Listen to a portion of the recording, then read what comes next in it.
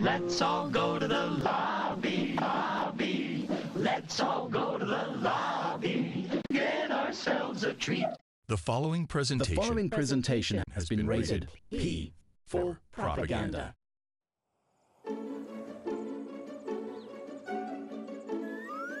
Meet Chad. He's eager to participate in his civic duty by voting in the most secure, state-of-the-art democratic digital voting system ever. Hi, I'm Chad, and I can't wait to vote today. Chad begins by arriving at his local voting precinct. He is greeted by our very cheerful and friendly volunteers. Hello, and welcome to River Valley Precinct 1. Hi, I'm Chad, and I am really looking forward to voting today. Our voting journey begins with our highly secure and accurate digital poll book. This is the detailed record of all registered voters in Chad's precinct and state, making it impossible for anyone but Chad to vote in our safe and secure election. After checking in with our fine volunteers, Chad is handed a new ballot and directed to a series of available voting booths.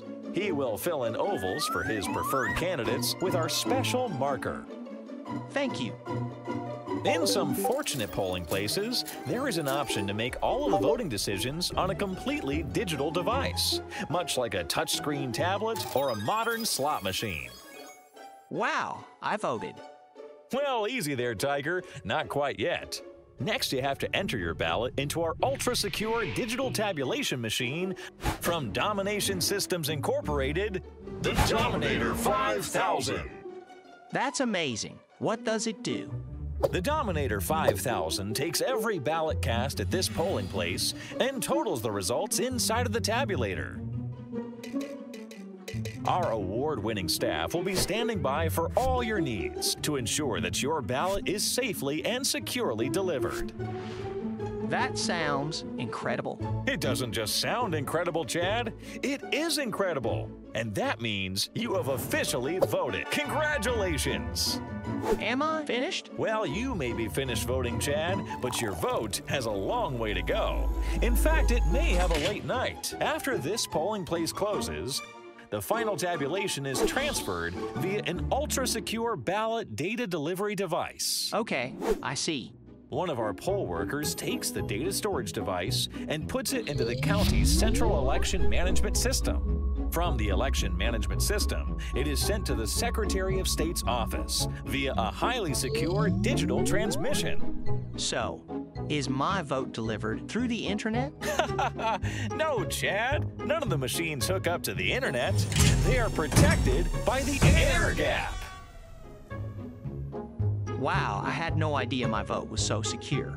It sure is, Chad. It's not only secure, it's safe and effective. Now, you may be wondering how all of the TV stations can get the voting results so fast. I sure do.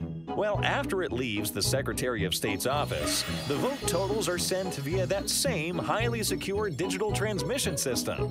Then the results are resent out and transmitted back to the TV stations for election night reporting. That makes a lot of sense. So there you have it, Chad. That is how your vote is tabulated and processed in the most secure, state-of-the-art democratic digital voting system ever. I feel so great about voting. But wait, Chad, there's more. Ensuring the sacredness of your vote comes with a fully backed guarantee from the U.S. government. Any misinformation, disinformation, or malinformation coming from domestic threats will be instantly eliminated, and any perpetrators will be removed to a safe and secure location. Sounds like my democracy. No, our democracy is being protected. Not only can I vote safely and securely, I can make sure I'm safe and secure for other voters. Ouchie. Thank you. Great job! You have successfully participated in the most safe and secure, state-of-the-art democratic digital voting system ever.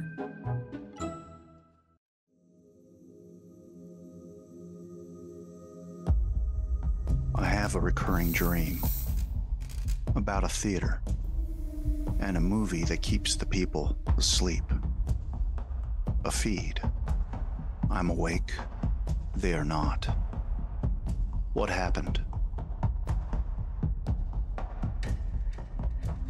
A rigged election removed the most powerful political figure in the world. This was a fraudulent election, but we can't play into the hands of these people. We have to have peace.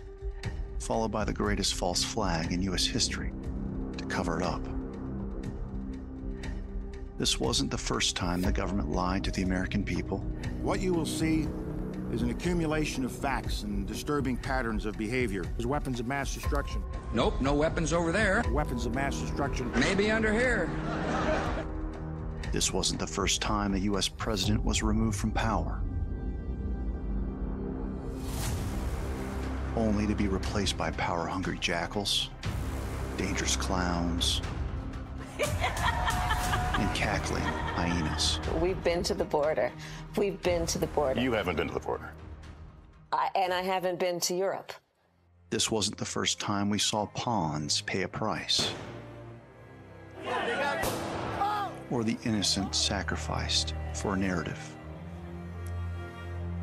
Yes, we've seen this story before, but we've never experienced the all-in, go-for-broke nature of what led up to November 3rd, 2020 all at once. Water pipe has broken in State Farm Arena. State Farm Arena is where they were counting the absentee ballots of Georgia's most populous county, and now the tabulation has stopped. They've all stopped counting for the night? What made all of this possible? The eviction of God from the home, our schools, from our universities. Pray and act to end the sin of abortion. And how are you? My choice! My choice!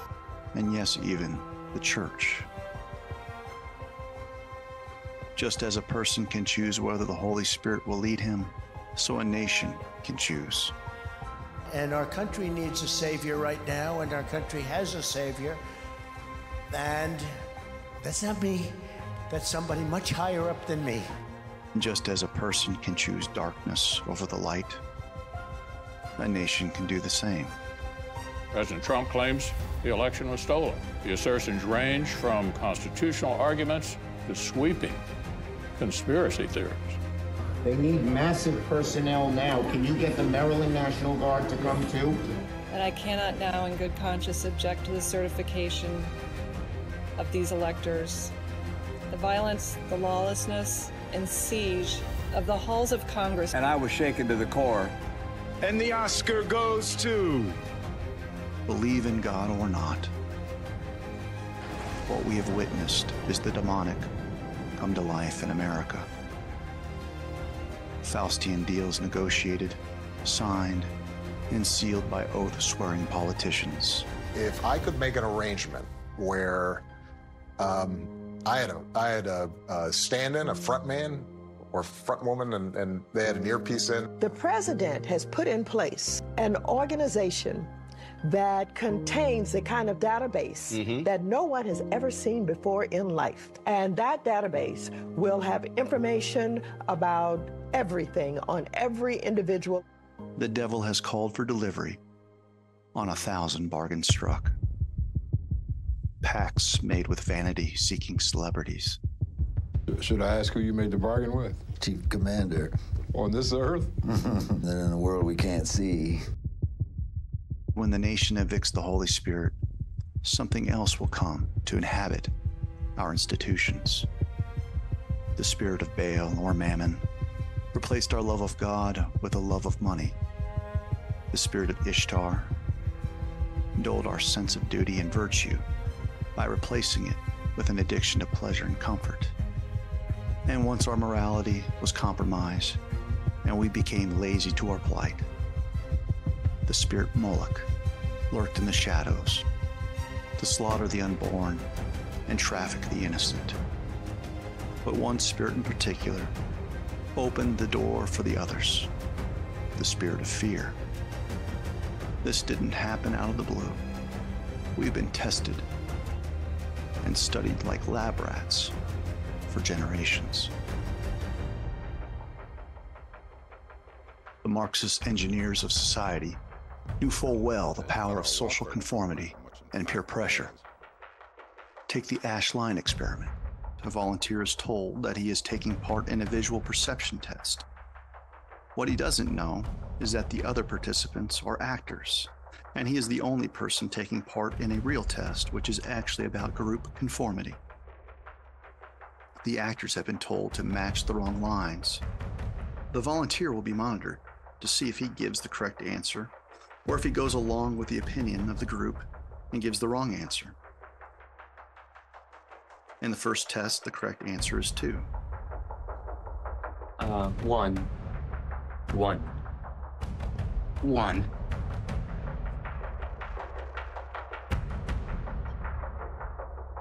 2. 1. In the second test, the correct answer is once again 2. 3. 3. 3.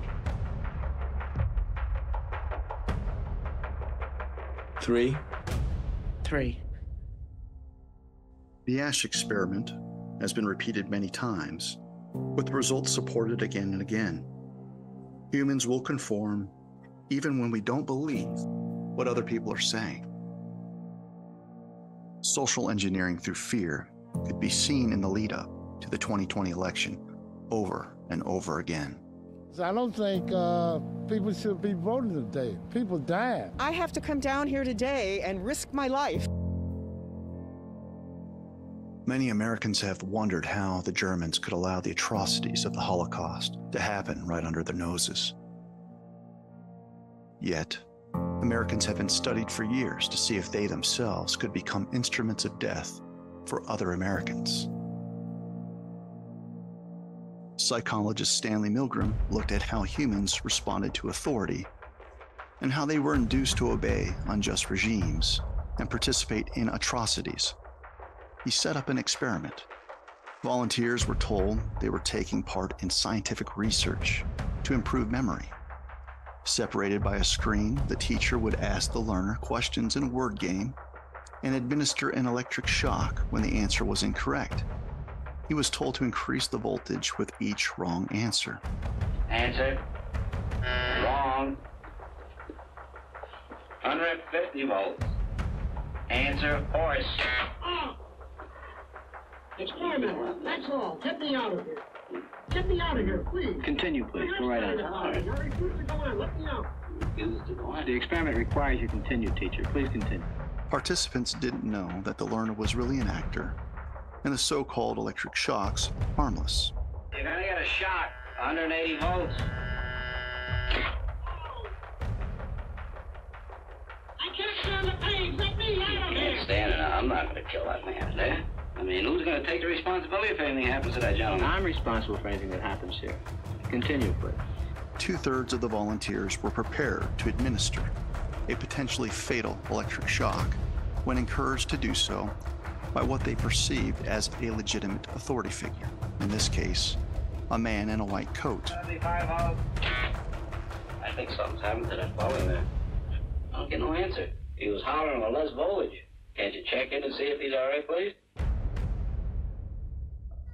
Milgram's results revealed that decent American citizens were as capable of committing acts violating their own conscience, just as the Germans had done under the Nazis.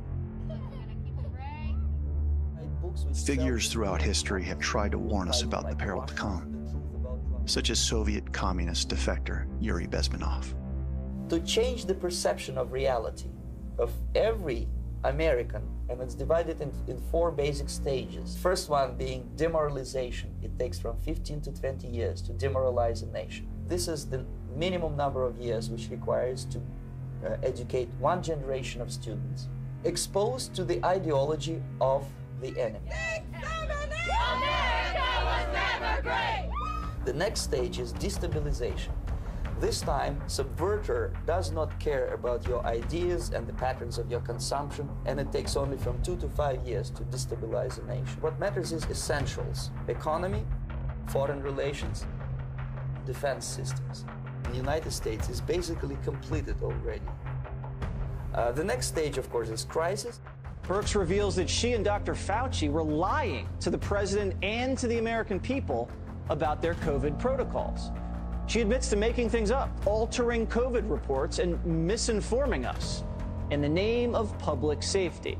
We've really worked on messaging to the American people about these 15 days to stop the spread. And after crisis, with a violent change of power, structure, and economy, you have so-called the period of normalization. It may last indefinitely. That is what the new normal is going to be. How did the theft of the 2020 election happen? We've been demoralized. We've been destabilized. And COVID presented the crisis to bring it all about. And if you're looking for the most explicit sign of normalization, look no further than Joe Biden being sworn in. This is your new normal.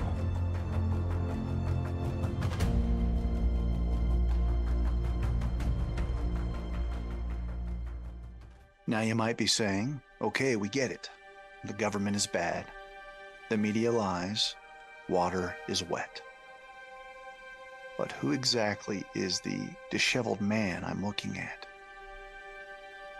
To answer your question, I suppose it depends on who you ask. My critics will tell you I'm a nobody from nowhere, a pseudo-academic, an election denier, whatever the hell that means, an existential threat to democracy. But it wasn't always that way. My name is David.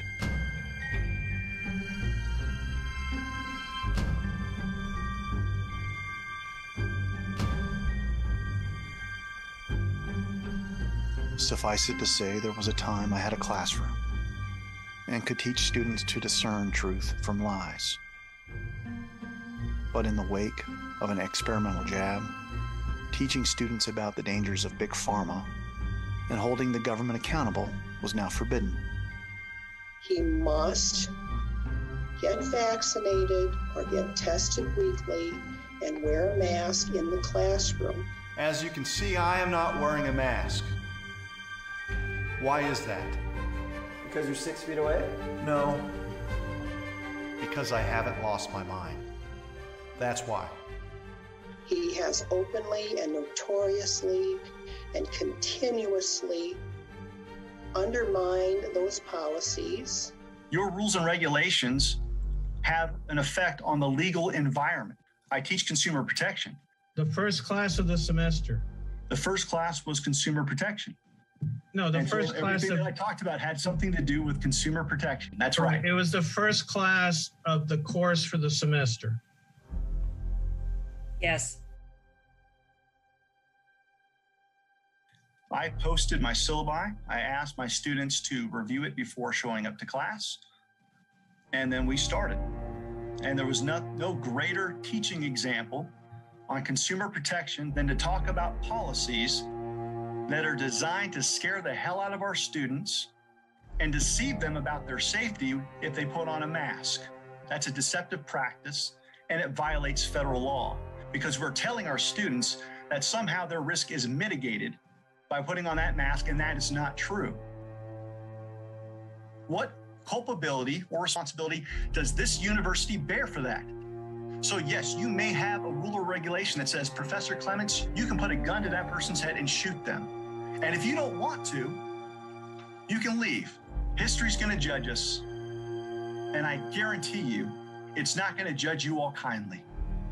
You are calm and you're reasonable and you're articulate, they have to pull you off the stage. They absolutely have to. And the day after receiving the most prestigious award my college has to offer, I was suspended. They photoshopped me out. Oh my gosh. Look at that. Look at, you can see the paper. That used to be your face? Yep.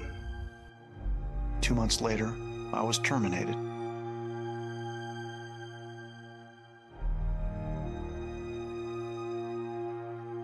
Now unemployed, political operatives set their sights on stripping me of my law license for merely commenting about the November 3rd election. As a prosecutor, do you think there's enough information you've seen out there that we could actually, if we had serious prosecutors, we could start prosecuting crimes about the 2020 election? In a word, yes, and this is coming from someone who's helped secure 8 first-degree murder convictions, helped take down a drug trafficking organization. I've maintained this for the past 2 years. I've never examined this much evidence about anything. So my critics jeer, "Mr. Unemployed Professor, go and practice the law." Complaint after complaint was filed to strip me of my license. 5 complaints, 5 investigations.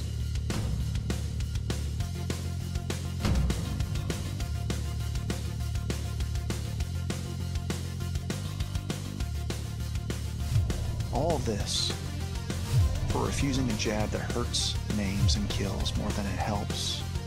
I don't mean to brag, I don't care, but I want you to know, double vaxxed, booster, clearly, Jesus loves me the most. Seriously. So nice, so nice.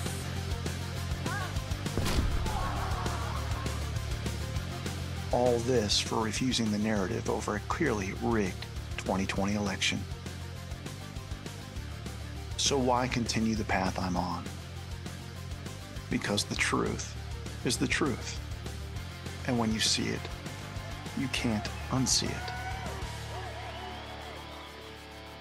Welcome to my neighborhood. I'm a trailer park kid that came from nothing, got his doctorate, and did some special things. I'm a gray-haired punk rocker that used to play in dive bars until the government said I couldn't. We live a simple life. I'd like to get back to it. This window is down, not because I want it to be, but I've got an electrical short someplace. This is on the to-do list. We've got a lot of work that we'd like to get to today. Lavish swimming pool. Only the best stainless steel appliances. Sometimes you gotta make things match what you got there. I'm a husband to a bride I adore.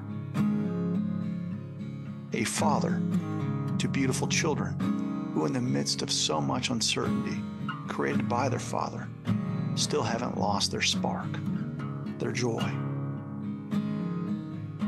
I'm a sinner saved by the blood of Jesus Christ, my Lord and Savior, the King. Since January 6th, all 3 of my children sleep together in our room on a pile of mattresses. As I travel, they keep watch over one another. We say our nightly prayers. I wake up 2:30, 3 o'clock in the morning, stepping over bodies. These are the 3 that are in rotation right now that many people see me wear. This one I had to retire just recently because a hole needs to get elbow patches. That's another thing that we're gonna have to fix.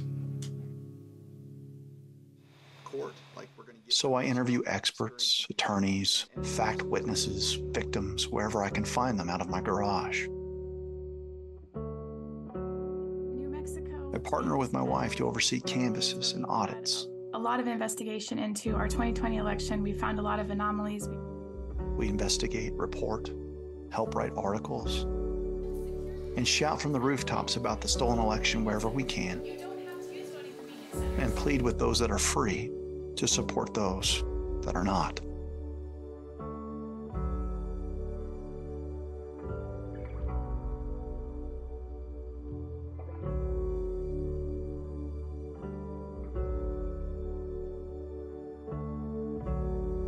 over 200 evidentiary presentations in 47 states. Add up the number of podcasts, interviews, radio shows, phone calls, and consultations over the last 3 years, and the number easily exceeds 1,000. I've spoken to Alaskan natives, New Yorkers in Times Square. There he is, ladies and gentlemen, Professor David Clements here at the Trump Tower. Spoken to packed auditoriums and rooms with as few as 6 people, where half the elderly audience fell asleep during my presentation. I've slept in places where my legs were an hour behind my head. And I find myself in a paradox of sorts. Every day, I wake up absolutely convinced we the people are going to win our country back. I have zero doubts. At the same time, I know I haven't reached enough people, that I haven't done enough, and that we're running out of time. Look no further than the 1,000 J6 families that have been devastated by a weaponized government. Dawn raids, doors kicked in, husbands pulled out of bed at gunpoint.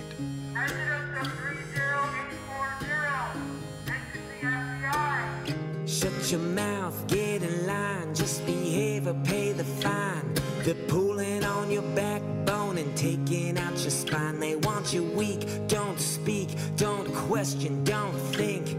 Keep staring at Stop after stop, city after city. Some places are more special than others. Shush. Oh Jesus, what happened to us? The fact that I'm sitting here across from so many people across the country in our past have converged here, and they'll converge in Washington, D.C., they'll converge in all these different places.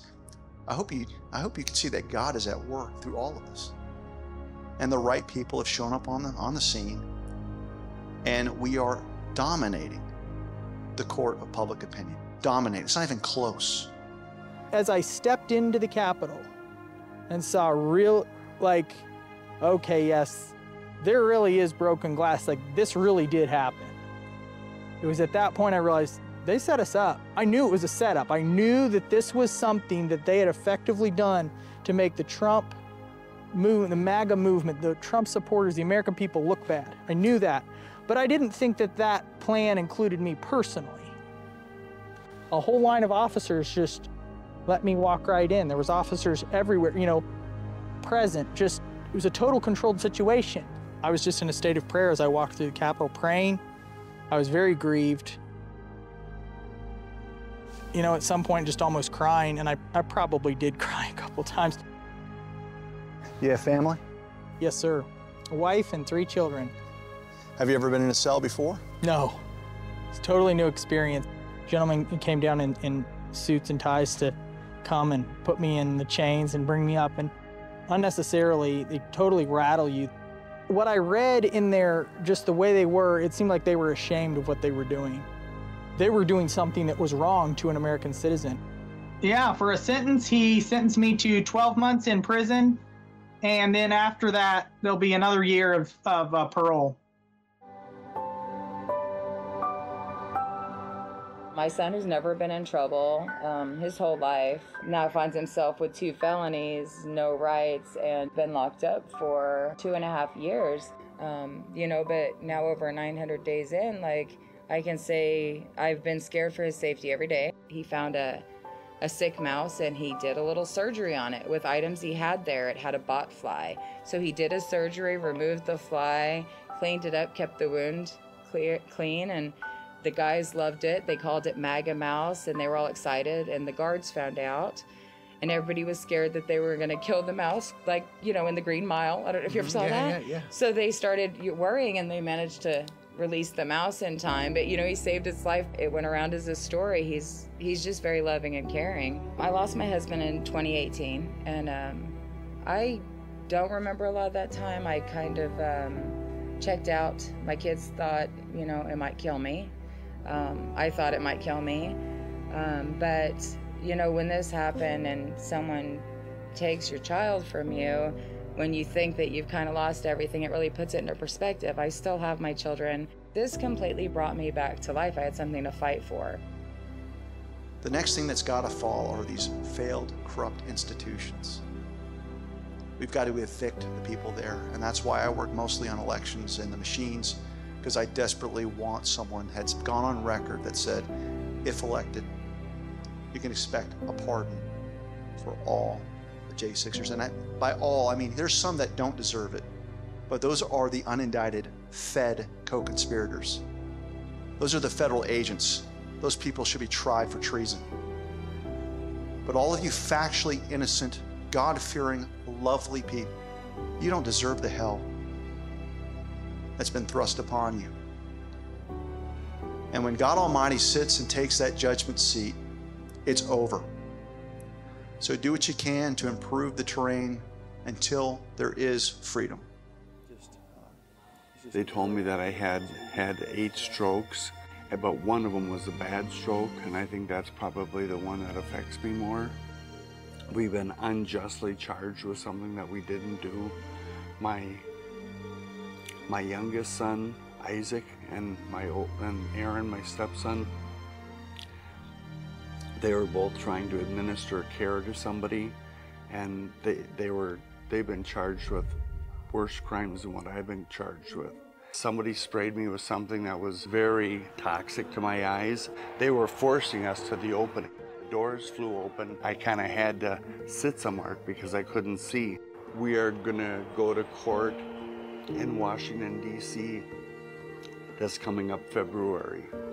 I'm 64 years old. I've never experienced anything like this in my life, and I'm really dumbfounded and astounded that I'm facing something like this. I put my SIMS card back in my phone. 2 unmarked cars pull in, surround me at the recycling center. And so they got me all in there, and that was a lot of fun. I'd never done the whole get naked and, you know, lift your whatever. I'd never done that before. That was really weird, but there's about 100 guys out there, all just taking breaks, talking to their families, making their phone calls. This guy stands up all the way across the room, another inmate, and he's just like, you know, Zach Martin. He's like, is there Zach Martin in here? And did you just get arrested? He's like, were you at the Capitol? And they'd seen it on the, like, or heard it on the radio or something. And I was like, yeah. I was like, yeah, that's me. And then he just like high fives me, and like all these prisoners are like at the table, like right next to her, are like reaching over the table, like shake my hand.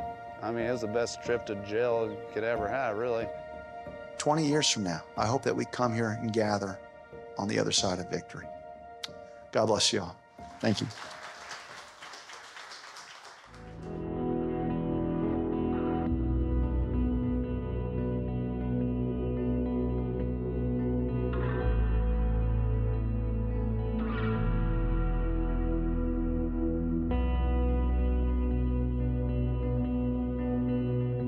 You know, on January 6, 2021, when the United States government murdered my child, they took so much more from me than just my daughter, because it shattered my belief in what this country stands for.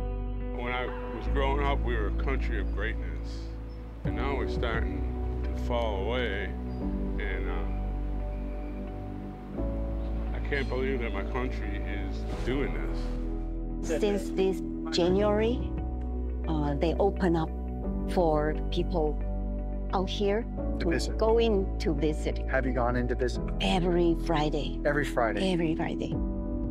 So over my shoulder is Freedom Corner, and it's become a very, very hallowed place in the sense that there was a time where our J6ers were on this side of the prison.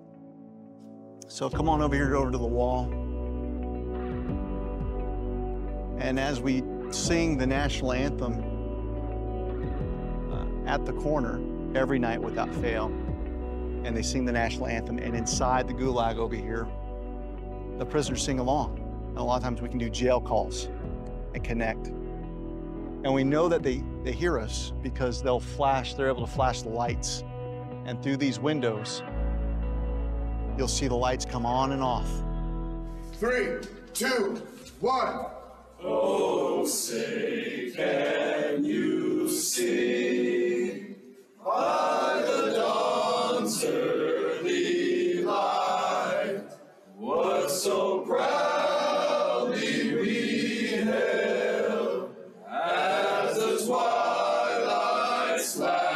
stars gleaming, whose broad stripes and bright stars through the perilous fight o'er the ramparts we watched were so gallantly streaming, and the rocket's red glare, the bombs bursting in air, gave proof through the night that our flag was still there.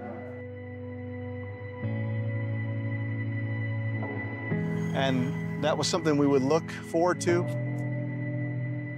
And at some point, the warden or whoever the officials are wanted to rob them of that joy, and they moved them away from the corner. So we're not able to connect the same way. Special place, though. Look around you. This is where the swamp wants our J6ers. There's still a disconnect with most Americans that don't associate what happened on November 3rd, 2020 with January 6th. But the reality is everyone that's rotting in there right now is in there because of what happened on November 3rd. Coming to Freedom Corner will put pep in your step on counting the cost and truly asking yourself, am I doing enough? And uniformly, the answer is no. And the reason that you know that the answer is no is because John Mellis, Jake Lang, Ryan Samsel, they're in there right now. So my travels, they really don't mean anything in comparison to what they're going through. Although I should say I'm not sure whether Lord... So many J6ers locked away by a weaponized government. Did you have confidential human sources dressed as Trump supporters inside the Capitol on January the 6th prior to the doors being open? Again, I had to be very careful. It should be a no. So I'm going to make the assumption that there was more than one, more than 5, more than 10, and that you're ducking the question. I can't, again, I just can't speak to that here, but I'm happy to get the court filing that... Look, it's been 2 years.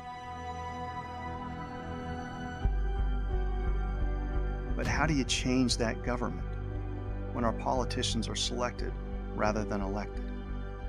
When everyone is too scared to talk about the slave master that made it all possible?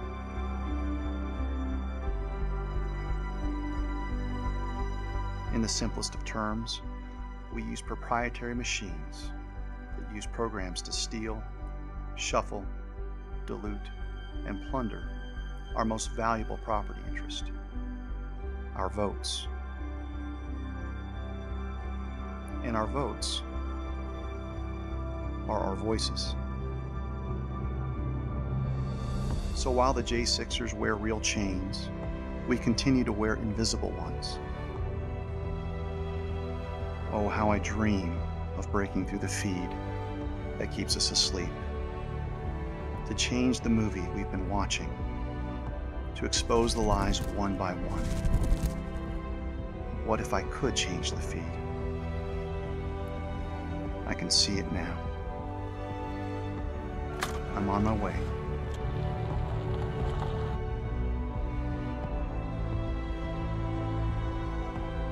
Awake, America. Awake.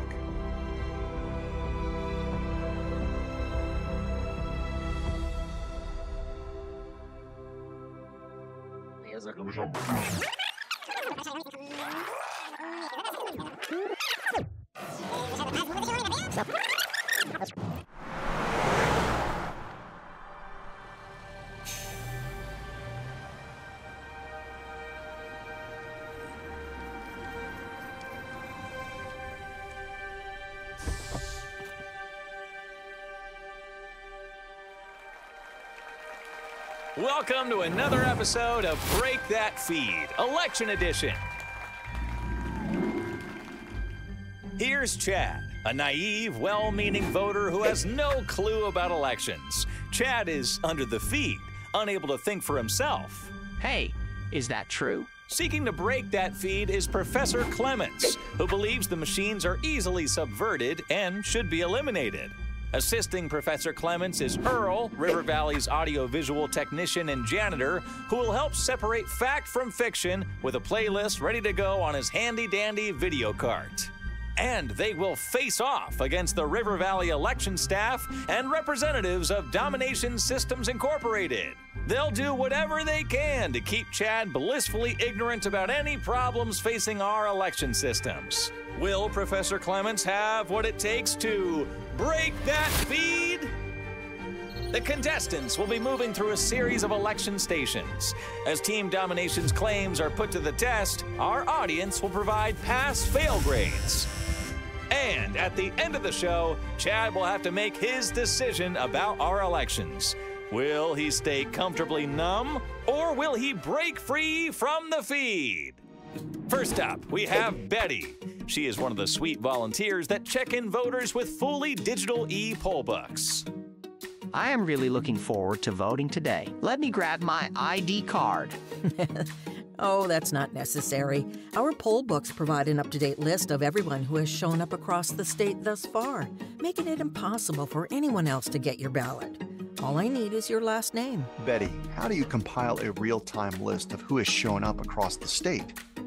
Wouldn't you need an internet connection and remote access capability? Our Domination election vendors have assured us that our machines do not hook up to the internet. Well, that's the start of round one, and Betty starts us off with 3 amazing claims. Use of the e-poll books are safe even without voter ID, there is no internet connection, and no remote access capability. What say you, Professor? Let's get started. All right, here we go. So in the case of the electronic poll books, the legitimate connection to the network is to verify 2 things: that the person presenting themselves to vote is a registered voter and has not already voted in this election. Dallas County spent $4 million to buy 4,200 of these new electronic polling books from the same company that makes the county's voting machines. While these voting machines aren't connected to the internet, the polling books, which has voters' information, are. The polling books that we'll be using are fully compatible with our rigorous security system. What we saw in Dallas was that about 15 minutes before the polls closed, there was no one in line, and the count of people who had checked in started increasing. They just jumped again. All the numbers are jumping. Sitting here, we're doing nothing, and our numbers are just going. The last time I was like, And the worker noticed that said, "Hey, what's going on here? The number's going up, and we haven't checked in any more voters." I'm now at 817. I'm 1,089 now. I just jumped in 9 times. There was a command coming into that poll book to say, check in this voter. Dr. Doherty is correct. Experts are finding dedicated modems that directly connect with the e-poll books to relay real-time data. It's not just Dallas, where e-poll books are being taken over remotely. During a Georgia Senate investigative hearing, a poll worker describes how her poll book was taken over by Dominion Voting. I understood that the voting system was separated from the world by an air gap, that they're not connected to the internet. What I thought I heard you say is that you were able to contact Dominion, they were able to fix the problem. That indicates to me that somehow they're able to communicate with the device that you have. Yes, sir, they were. I had to give them permission to take over my poll pad so that they could reprogram it.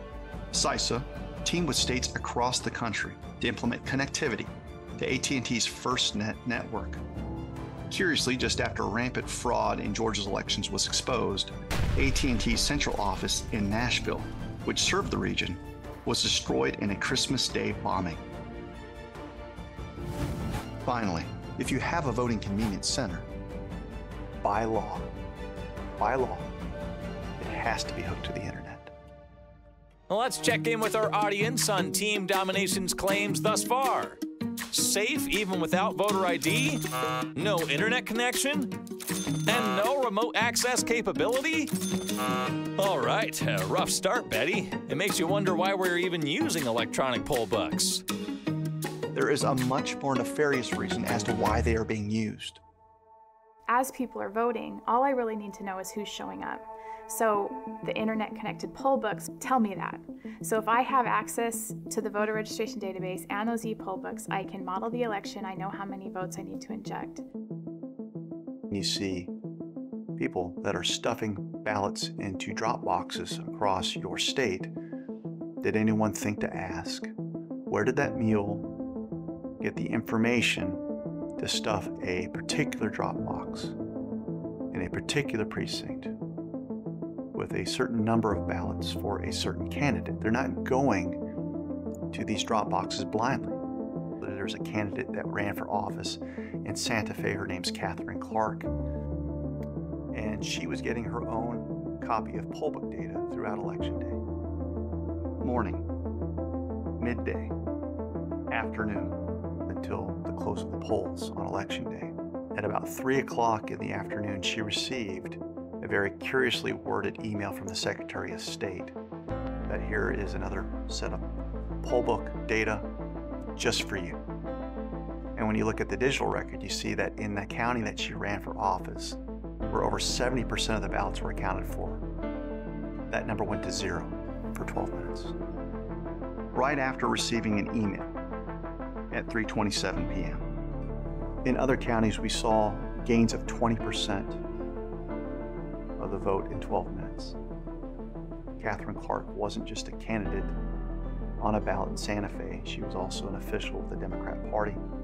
She was also a political operative that ran campaigns for other candidates throughout the state of New Mexico. And she was receiving poll book data for all 33 counties. So when you couple that with what you saw in 2,000 Mules, it presents a very compelling picture of manipulation. Well, Betty, let's see if you can restore confidence with the voters at the next station. Since we've checked Chad in, I will now hand him a paper ballot with anti-counterfeit measures. I'm also handing him a special black felt tip marker so he can fill out his voting sections with ease. Chad can rest easy knowing that the only one that is going to fill out and submit the ballot is him. Impressive! Next video, please. There were many problems discovered during the Maricopa audit. So in the first place, the Senate subpoenaed the ballots, and the Board of Supervisors delayed 5 months before they delivered the ballots. Out of 1,600 something boxes, all but about 50, the seals were missing or had been broken. There was no chain of custody on them. Dominion has a very specific requirement for ballot paper to be used in a Dominion scanner. So we're talking about something that's 4 or 5 times thicker than an ordinary sheet of paper. It has to be manufactured by the Roland Paper Company in Canada, and it has to have an infrared fluorescent watermark on it. Inside the scanner, there's an infrared light and a detector to make sure that the ballot that's been inserted is not counterfeit. But when the citizen auditors actually got to look at the ballots, they found 9 or 10 different kinds of paper, most of which came from Staples and Office Max. You say, well, how is this possible that they scanned 2 million ballots and didn't detect and reject the counterfeit paper? It's very simple. There's a configuration setting to turn the detector off. So basically, the machine was set not to check whether the paper being inserted was counterfeit paper. And you can count counterfeit ballots as many times as you want and get the same numbers. But that doesn't mean that they were legitimate ballots, because they weren't. Acceptance of counterfeit ballots wasn't just relegated to Dominion tabulators in Arizona. In Alabama, A citizen went across the street and printed a ballot image on notebook paper. The machine accepted and tabulated the votes on every single ballot. So in other words, you can make 500 copies of one ballot and send them through. Just send them through. So this is why we need to be watching to make sure. Betty, those tabulators are gobbling those fake ballots like they were at an early bird Chinese buffet. And it looks like our audience has seen enough. On to the remaining claims. In these tabulators also exists a printer. So while you're scanning, if you happen to have empty ovals, the machine can fill out your ballot. Now you notice that some things are circled, but if you just look at the image on a screen, you can't tell that there's anything wrong here. But when we put our fingers on this physical ballot, we noticed a couple things. That these two ballot ovals were filled out by the machine. And the only reason why we caught this is that when you use a ballpoint pen, you can feel the indentations. Now, isn't it curious that every rhino, Democrat, and election worker says, don't use a ballpoint pen, use a felt tip pen. Make sure that you use black ink only. And why are they saying that? Because that's what's in the cartridge. And if you use blue ink on a ballpoint pen, you'll be able to see the difference. Here, during one of 8 county audits, Aaron confronts an election administrator with ballot after ballot being filled out by machine and hand. So here's 7 more. The administrator would do nothing with the evidence presented. Most nice. I think we need to stop. I think you need to do your job. The audience has spoken. Chad, what will you do? I don't feel great about my ballot going through one of those machines. Chad, while this won't solve all your problems, why don't you use this blue ballpoint pen? It will at least make it harder for bad actors to cheat. Give that blue pen to me. All right, while Chad is filling out his ballot, we'll head over to the next station. Betty has tagged out, and replacing her is Heinrich Kummer, a domination machine expert who is standing by the Dominator 5000 tabulator. Chad, there's no remote access capability with the Dominator 5000. That means no modems, no chipsets, no need for networks like Verizon, AT&T, or Sprint. It's impossible to flip votes. And make sure that at the end of election night, we perform a little audit called a canvas. What wireless chipset / modem does the hardware have? We support a variety. Verizon, AT&T, or Sprint, assuming all? Yeah, all networks. Currently in Chicago and Cook County, we work with Verizon to secure that network. Voting machines are not connected to the internet. This is something that you hear all the time in the US from election officials. Unfortunately, it's not actually true.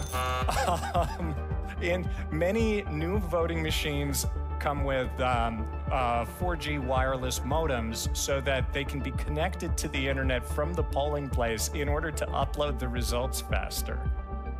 Whoa, that didn't take long. And you look and sound just like the guy on the video we just played. That guy's name was Eric, E-R-I-C. My name is Heinrich, and that guy is talking about Dominion voting systems. I work for Domination Voting Systems. They sound similar, but are very different. See, take a look at the logos. Now, I'll admit that video didn't help Team Domination, but no vote switching is happening. We'll see about that. Nation-state vulnerability expert Jeff Lenberg, who had top national security clearances at Sandia Labs over a 31-year career, was called to inspect both Dominion and ES&S machines in Michigan after 7,000 votes belonging to Trump were awarded to Biden. Here's what he had to say. Our team documented in Antrim external access to the EMS by an anonymous user, okay, with no credentials. That means they had full access to all of that software that was on. If they want to download that software, figure out how to subvert it, get back in, make changes, they can do anything they want to. This system was subverted. And the reason is that these indices that shifted had the effect of Biden's votes being thrown away, Trump's totals being awarded to Biden, and Jorgensen's totals being awarded to Trump. After gaining access to a forensic image of the Dominion election management system in Mesa County, Colorado, IT experts demonstrate how easy it is to switch tens of thousands of votes from Trump to Biden in seconds by simply changing the index number next to each candidate's name. This is a backdoor utility called SQL Server Management Studio that is actually installed on the image of the voting system. So is it certified? It is not on the list of certified software. What I'm going to do first, I'm just going to pull up the presidential results in Mesa County for that election. And here they are. You can see Biden has 31,000, Trump has 56,000. Okay. So I'm going to come up here now, and I'm going to make a quick change. Change that. You change that to a 2. Yep. I'm changing Trump to a 1. Okay. And then I'm going to come up here, and I'm going to rerun the report. And there you go. Biden, 56,000, Trump, 31,000. So I just flipped the results of the election using a tool that's actually built in to the voting system. And what I did is not even logged. There's no trace of what I just did now. For some reason, the logging of activities by a user that has the password are not retained. In Pennsylvania on live TV, Trump had 1,690,589 votes, while Biden had 1,252,537 votes. The time was approximately 11:08 Eastern Standard Time. The next interval report shows Trump's votes decreasing to 1,670,631, and Biden's votes increasing to 1,272,495. The time is approximately 11:09 p.m. Live on CNN, exactly 19,958 votes were switched from Trump to Biden. This means Trump lost 39,916 votes. During the 2021 election in California, 351,000 votes in favor of recalling Governor Gavin Newsom were deleted live on air. Impossible to flip votes? Survey says fail. Again, that's Dominion. I work for Domination. And as I mentioned earlier, we do a canvas where we will compare the tabulator printout tape with the computer results. So for example, if you were to load 7 ballots right here, right now, let's say 1 for an independent candidate, 2 for Biden, and 4 for Trump, everything would match perfectly. Let's put that claim to the test. So this first ballot is for Jorgensen. Yeah, this ballot is for Biden.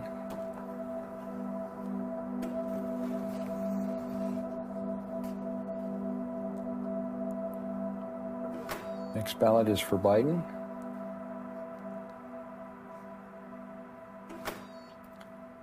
The next ballot is for Trump.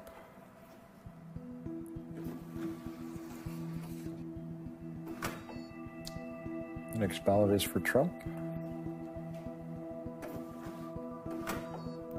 The next ballot is for Trump.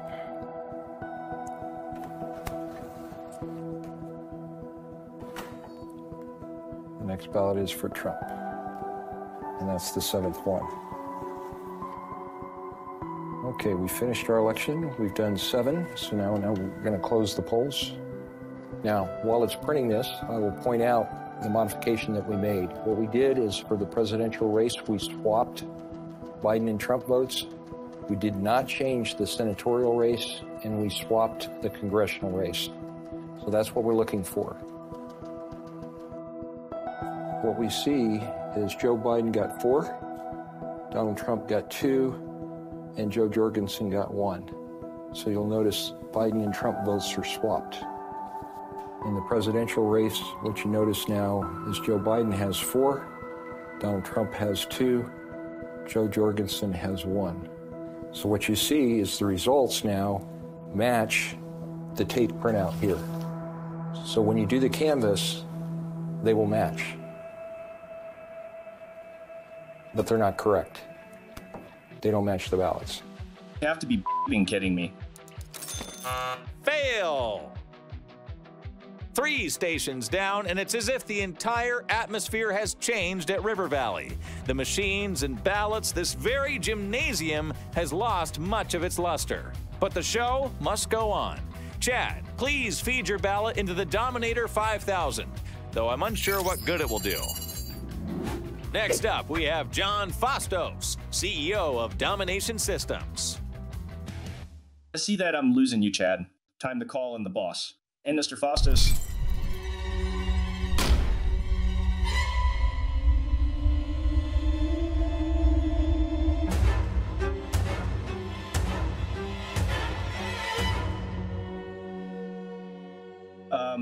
Mr. Fastos, I hate to bother you, but it appears we are losing one of our customers. Did you tell him that domination systems are, by design, meant to be used as closed systems that are not networked, meaning they are not connected to the internet? I tried to... did you show Chad my 60 Minutes interview that makes me look really sympathetic? People have been put into danger. Their families have been put into danger. Their lives have been upended, and all because of lies. I haven't had the time, boss. This David and Earl keep countering all our vendor-approved talking points. It doesn't matter to me. Chad, I will concede that voter fraud occasionally happens from time to time. And kudos to the experts that have demonstrated a few votes being switched in a handful of locations across the country. Don't want to let a few minor examples spoil your perception of our elections. There is no widespread election fraud. There are no computer algorithms, and Domination is one of many vendors. The election process is highly decentralized with checks and balances, with transmission of sensitive data being protected by the air gap. The amount of systemic fraud being suggested by Professor Clements runs contrary to the Department of Homeland Security's assertion that the 2020 election was the most secure in U.S. history. The Department of Homeland Security are the good guys. They protect us from cyber attacks. All right, the stage is set for Station 4. No widespread fraud through computer algorithms. The voting system is highly decentralized and protected by the air gap. Professor, the ball is in your court. One of the most vital election records to analyze in determining whether systemic election fraud is present is called a cast vote record summary. Experts will study the record to see if the sequence of votes being cast by voters reflects a natural pattern, and whether it adheres to the law of large numbers. The law of large numbers governs scientific polling and many quality control practices. Maricopa County has over 2 million registered voters. Someone's running for office, they do not make 2 million phone calls and say, do you mind telling me who you plan to vote for? They make 400 phone calls at random. Candidate says, well, I want a more accurate poll. Okay, call 1,000 people. You don't have to call 2 million people because the sample is random. It doesn't matter which 1,000 you pick, as long as there was no pattern to the way you picked it. One of the citizen auditors gave an interview, and she said the box of ballots that I went through to inspect was 7 Biden, 1 Trump, 7 Biden, 1 Trump, 7 Biden, 1 Trump, 7 Biden, 1 Trump. People do not line up that way at a polling place. Transfer that concept to elections. An election is a poll. The ballot that you're marking shows your preference for a certain candidate. So you would expect to see within the CVR the same phenomena that you see in polling, which is some variability in the beginning and then a flat line. Instead, what we're finding is a spike for a predetermined candidate and a linear drive towards a predetermined set point. And I looked at the curve and I said, that's a PID controller. So what's a PID controller? Well, it's proportional integral derivative. It is the simplest closed-loop feedback system. That graph reminded me very much of an airplane coming in for a landing when the runway is completely fogged in.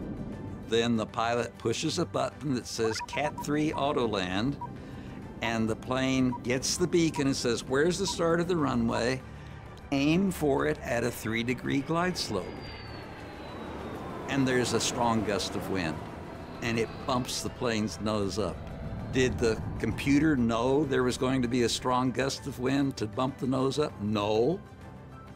But it knows it's not on a 3-degree glide slope, and if it continues this direction, it's not going to land at the start of the runway, and it says, decrease attitude and get back on the 3-degree slope to hit the start of the runway. Let me put two races side by side, which are completely different in every respect. So 2 different counties, Pima County, Maricopa County. 2 different machines, ES&S and Dominion. 2 different races. We'll take county sheriff and president. That means 2 different pools of voters. 2 big peaks, 2-to-1 slope, 25% of the way, there was a little bump, and it tracked on down. In Pima County, 16 of the 17 races were won by the Democrat. 1 race was won by the Republican with exactly the same curve. But what this tells me is that at the bottom, all of the election software is the same. In fact, over 400 cast vote records have been analyzed in over 300 counties across the country, and we're finding the same phenomena.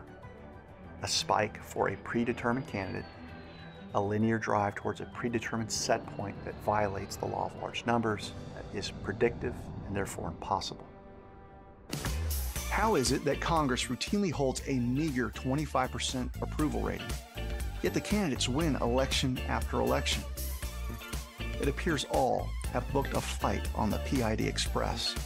Destination victory is all but guaranteed when you use the proprietary black boxes. We have seen the PID control in the cast vote records across the country, and voters want examination of those records in their respective counties. Despite federal law requiring production of this vital record, clerks across the country are refusing to produce them to the public. In some cases, the records are being tampered with or destroyed. But another source of data has emerged proving the use of a PID control, and the algorithm is seen in all 50 states. Election night reporting data from a company known as Seidel. Look at Trump and divide his votes by Biden's votes. You have a Trump to Biden ratio. And when you do this, a picture will leap out at you. Think of your thermostat. You want to set your temperature in your house to 70 degrees. So you crank that furnace. So look, it's going to get to that set point. And what happens is over time, it reaches the set point, it's got to make a correction and come back. It's got to stay at 70 degrees. So you can actually hear your air condition come on and off, right? Now let's look at elections. This is the Trump to Biden ratio when we're looking at election night in Georgia. What you need to know here is that that set point means victory for Biden. If Trump gets above it, he wins. But if it comes back to that set point, he loses. So we see Biden vote injections, and then we see an impossible arrangement of data throughout election night. So what's going on right here is to maintain this set point, just like you want to maintain that 70 degrees in your home, they have to have 50-50 ratios. So when you have a batch of votes that come in from election night reporting, guess what the ratio was? 50-50. But we got to keep it there. We got to maintain the set point. So the next batch of votes comes in, it's 50-50, 50-50, 50-50. How many batch sets in a row do you think happened in Georgia? 55 batch sets in a row at 50-50 to maintain that flat line to bring it in. Wow. But over time, you need to drive down with greater precision to make sure that you definitely get the set point. And so what happens is over time, we saw over 90 batch sets of votes where Trump got 49.9% versus 50.1% from Biden. Wow. In a row, over 90 reports from this Seidel data that we were able to monitor in a row Folks, you can't out-cheat or out-vote the machines. It's gonna find its set point. It's pretty horrific. Would we all agree that elections are supposed to be additive processes? So each interval report, you would expect to see more votes, not deletions. More votes, not deletions. Well, look at this real-time video of the Edison reports. You got total votes at the top, you got in-person votes, and then only have mail-in votes. And look how it pauses, and there's oscillation and deletions. This is the algorithm trying to figure out the math problem that is you. And if I let this video play to its completion, you'll find out it wasn't just Pennsylvania. We've got 3 counties in North Carolina. We got 3 counties in Georgia. And guess what? In Georgia, we know for a fact that CITL directly contracts with the state to get that data. So you should not see any deletions. You should see no oscillation. Once they've put everything on the internet cloud-based software and the canvas is complete, they take that USB drive, which has read-write capability, and they put it back in their county EMS computer. Our Secretary of State calls this protecting the air gap because there's that gap, right? You use the USB to move the data over. But this is the opposite of protecting an air gap. By using a USB that other people have handled that isn't actually secure, and you're downloading data onto a computer that supposedly holds the official election results, it's a farce. All right, so you just handed me a USB drive. Okay, I'm just gonna do this really quick. You're gonna lose my audio here for a minute. So here's my hand, right? Plugging it in. So you just plugged in the USB drive? I'll keep my hands up here off the keyboard. And I'll keep my hands up here. Watch the screen. So this is running another backdoor utility, a second one that is on the voting system, pre-installed. It actually just ran some database commands using that second backdoor utility that's on the system. And now I'm going to press the execute button. Okay. So I'm clicking my mouse. And notice that the elections flipped again. So Biden now has 31 and Trump has 56, the way it was originally. If a election worker wants to tell me that our machines are not hooked up to the internet, it's stored away behind a locked door, it's placed there under armed guard, and there's no chip modem devices, then I can concede, for the sake of argument, that perhaps that machine wasn't hacked. And that could be the truth. But if I get a cast vote record summary from those tabulators, and I see an impossible arrangement of votes, that tells me that it was subverted a different way, because it was subverted. So pick your poison. Was it because a vendor subverted your election file? Or are you using a reconciliation process with integrated software that has backfilled and overwritten your data? We shouldn't have to listen to a bunch of election deniers. Look, here's a story about this professor. The trusted Washington Post says he spreads myths. He's a myth spreader right here in print, in the news. Since when do we not trust the news? Heinrich or Eric, whatever your name is, I'm glad you wanted to discuss my credibility, because there's a witness that overheard you during a meeting leading up to the 2020 election. His name is Joe Altman, a tech CEO and system architect expert. Eric Coomer is the Director of Strategy and Security for Dominion Voting Systems. He is a shareholder. He does own the patents for adjudication. Now keep in mind, I had no idea that Dominion ran 50% of the vote of the American people. Now, I wasn't looking for Eric Coomer. I wasn't looking for Dominion.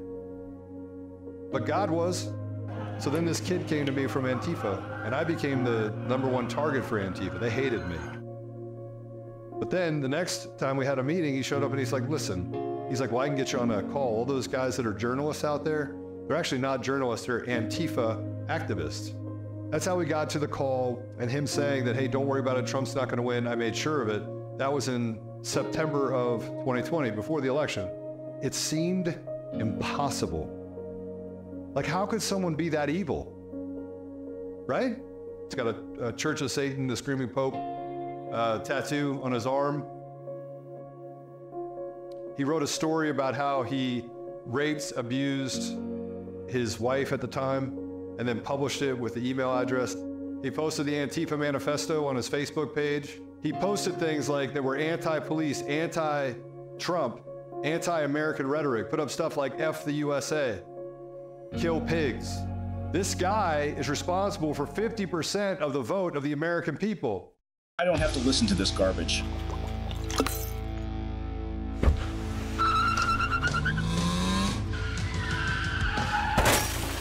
So you had a little accident down there, huh?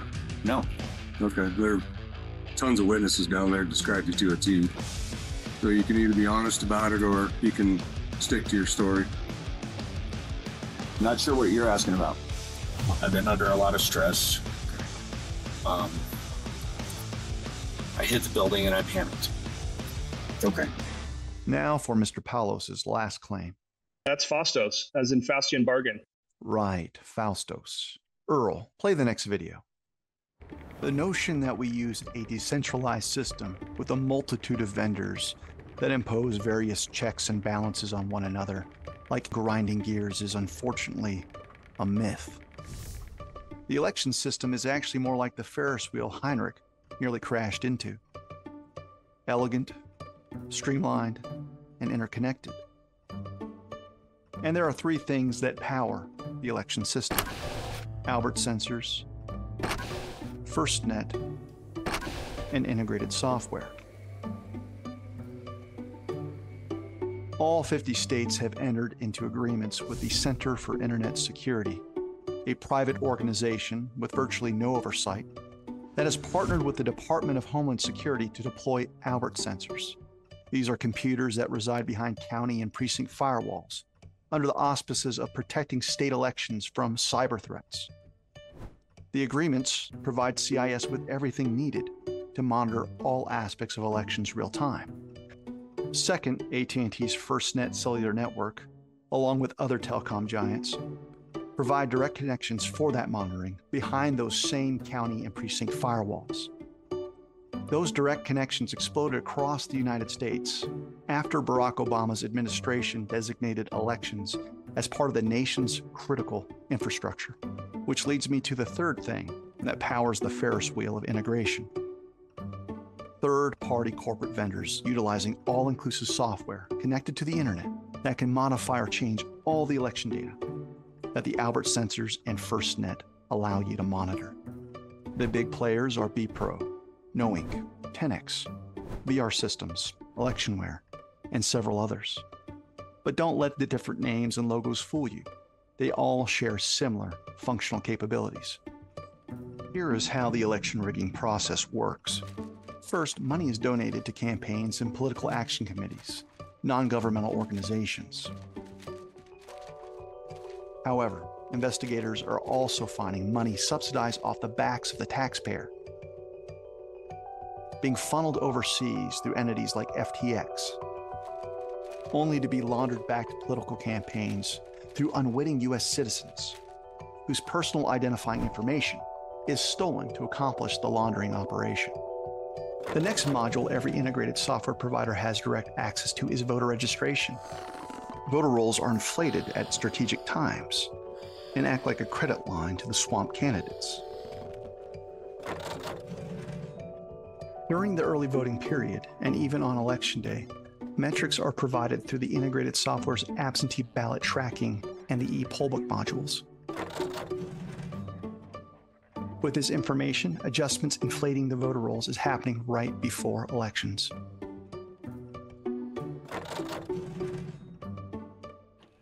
Ballots can be printed and even pre-filled ahead of time, many of which are produced out of thin air, or picked up at NGO headquarters by ballot mules. The mules will strategically deliver illegal, fraudulent ballots to drop boxes paid for by Mark Zuckerberg, most of which have no surveillance cameras. Election workers retrieve the ballots from the drop boxes and run them through the tabulators. In the event that voter turnout wildly exceeds the predictions or modeling of bad actors, the tabulators can be hacked or the integrated software used in the states can simply overwrite the tabulated results. To accomplish the needed correction, state election officials will be told to stop counting. The election reporting system will be rebooted to create new set points. Once losing candidates will emerge victorious.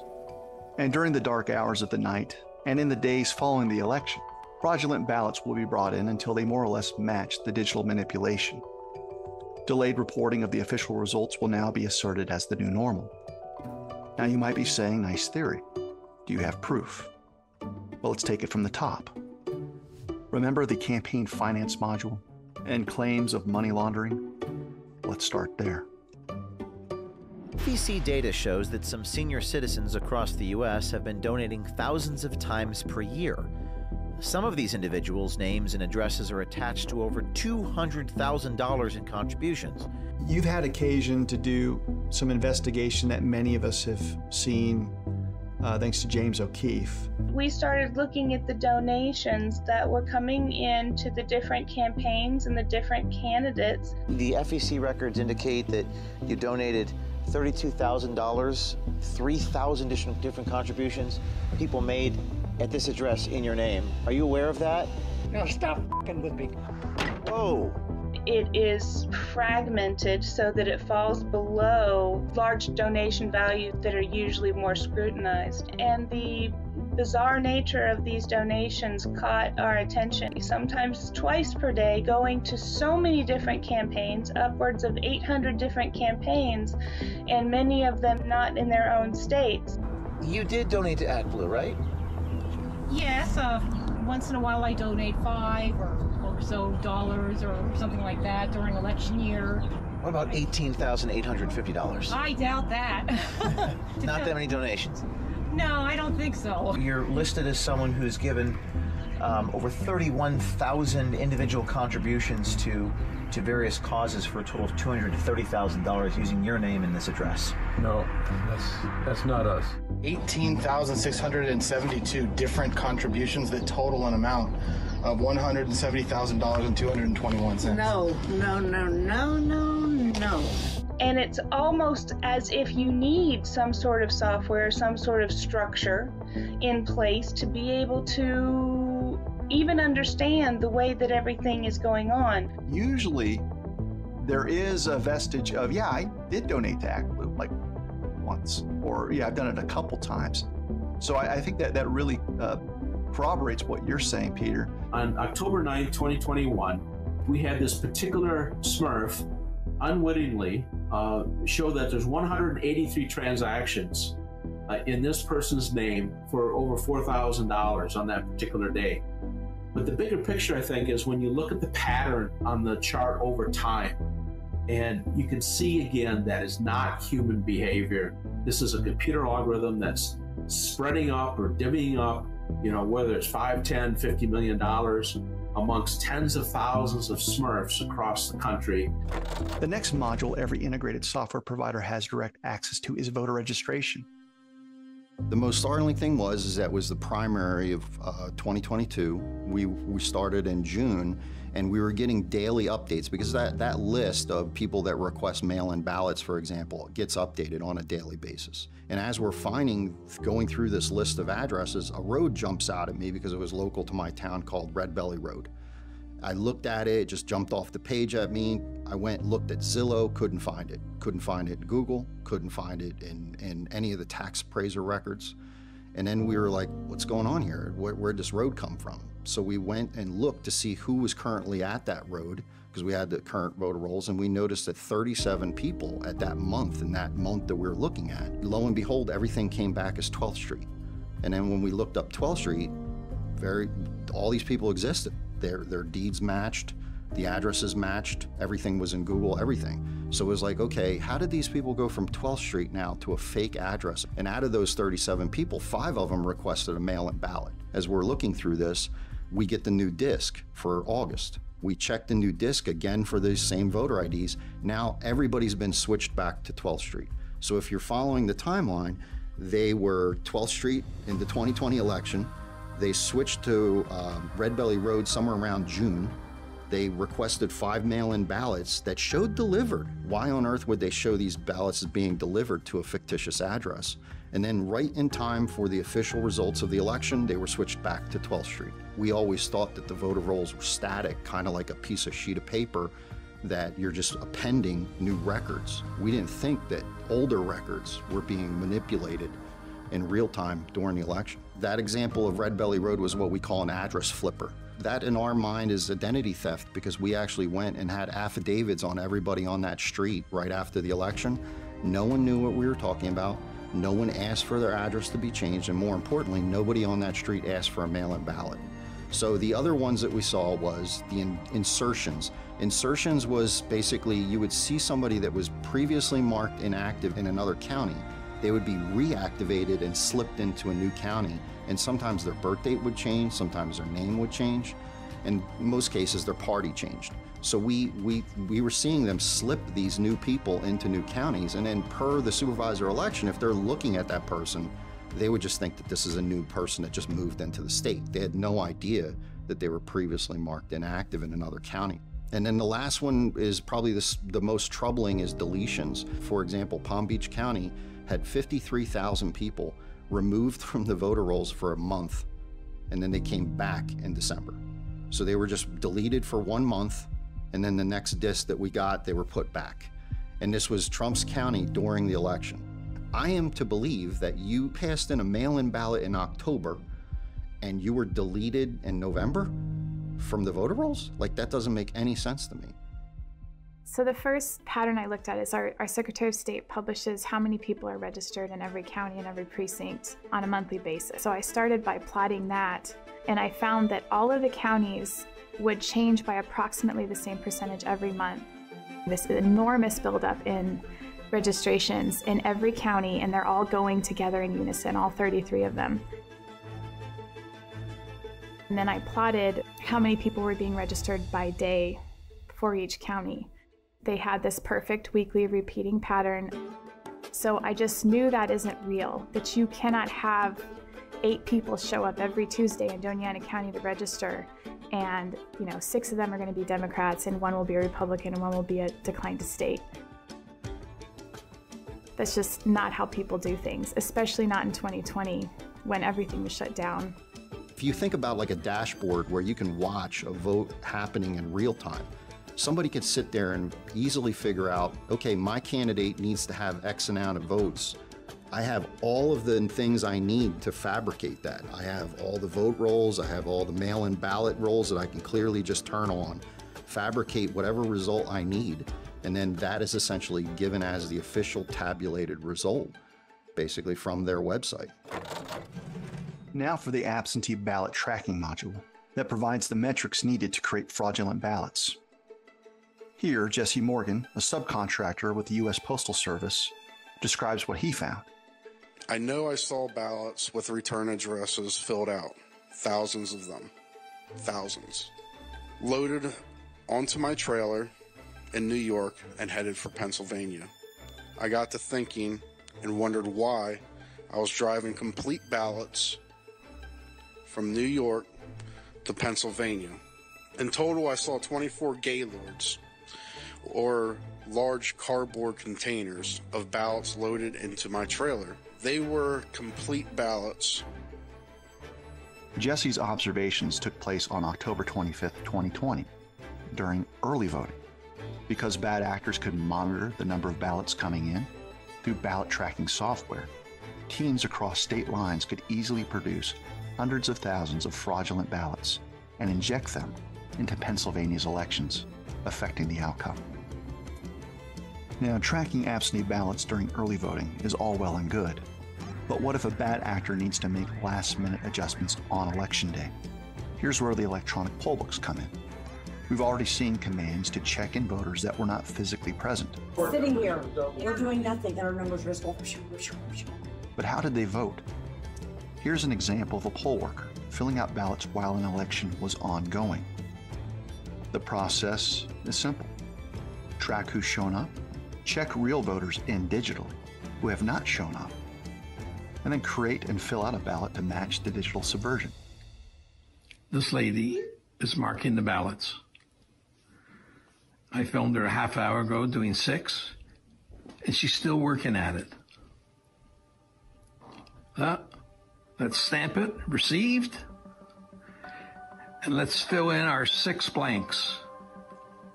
All at the top of the tickets on each one. 1, 2, 3, 4, 5, 6.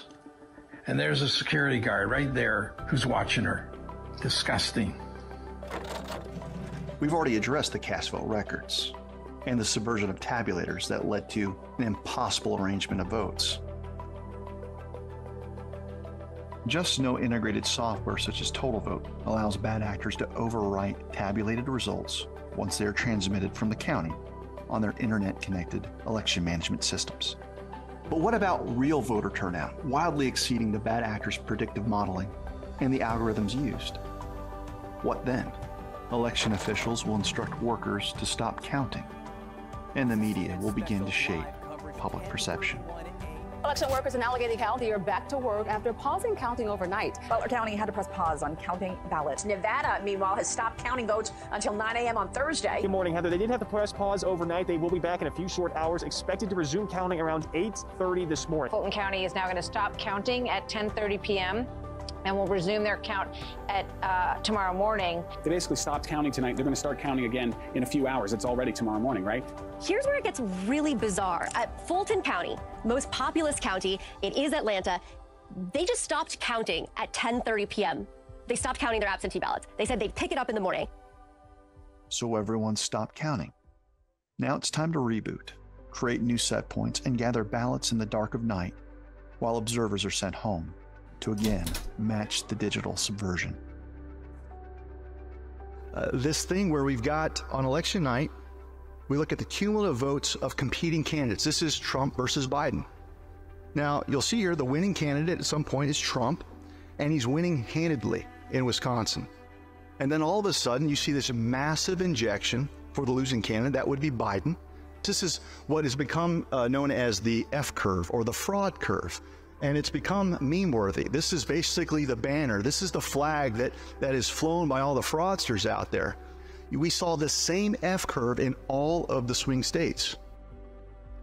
I told them how the Georgia runoff election for the 2 senators was going to go. I gave them the model. Republicans are winning. Guess what happened? System went down, came back up, and it flipped. I went to Washington, D.C. on January 4th, 2021, and I met with counsel for Pompeo. Now, how much surprise do you think was on his face? None. Ruby Freeman, about early in the morning, when the woman took when the whole gang took the stuff out of from under the table, right? For some reason, they put it in 3 times each ballot, and I don't know why. All right, so what we're looking at here are 2 different batches of votes. Scanner 5162, batch 234, image 59, and scanner 5162, batch 235, image 19. And what you can see is that, like on this vote right here, we've got this exact same little tail. Here's the next one that shows, you can see Republican is written there, Republican's written there. This is ballot 61, this is ballot number 2, and then each one of them even has this little dot in the Fannie Willis. Okay, and do you have more of those? We have the entire batch. There's 62 images in here total, and I didn't even get a chance to go through all of them. Do you know do you know who those ballots, do you know who they were made out to? Do you know who they were voting for? No, not specifically. Did you ever check? We did what I described to you earlier. No. Did you ever check the ballots that were scammed by Ruby Freeman, a known political operative balloteer? Did you ever check who those votes were for? We looked into that situation that you described. No, they were 100% for Biden. 100%. There wasn't a Trump vote in the whole group.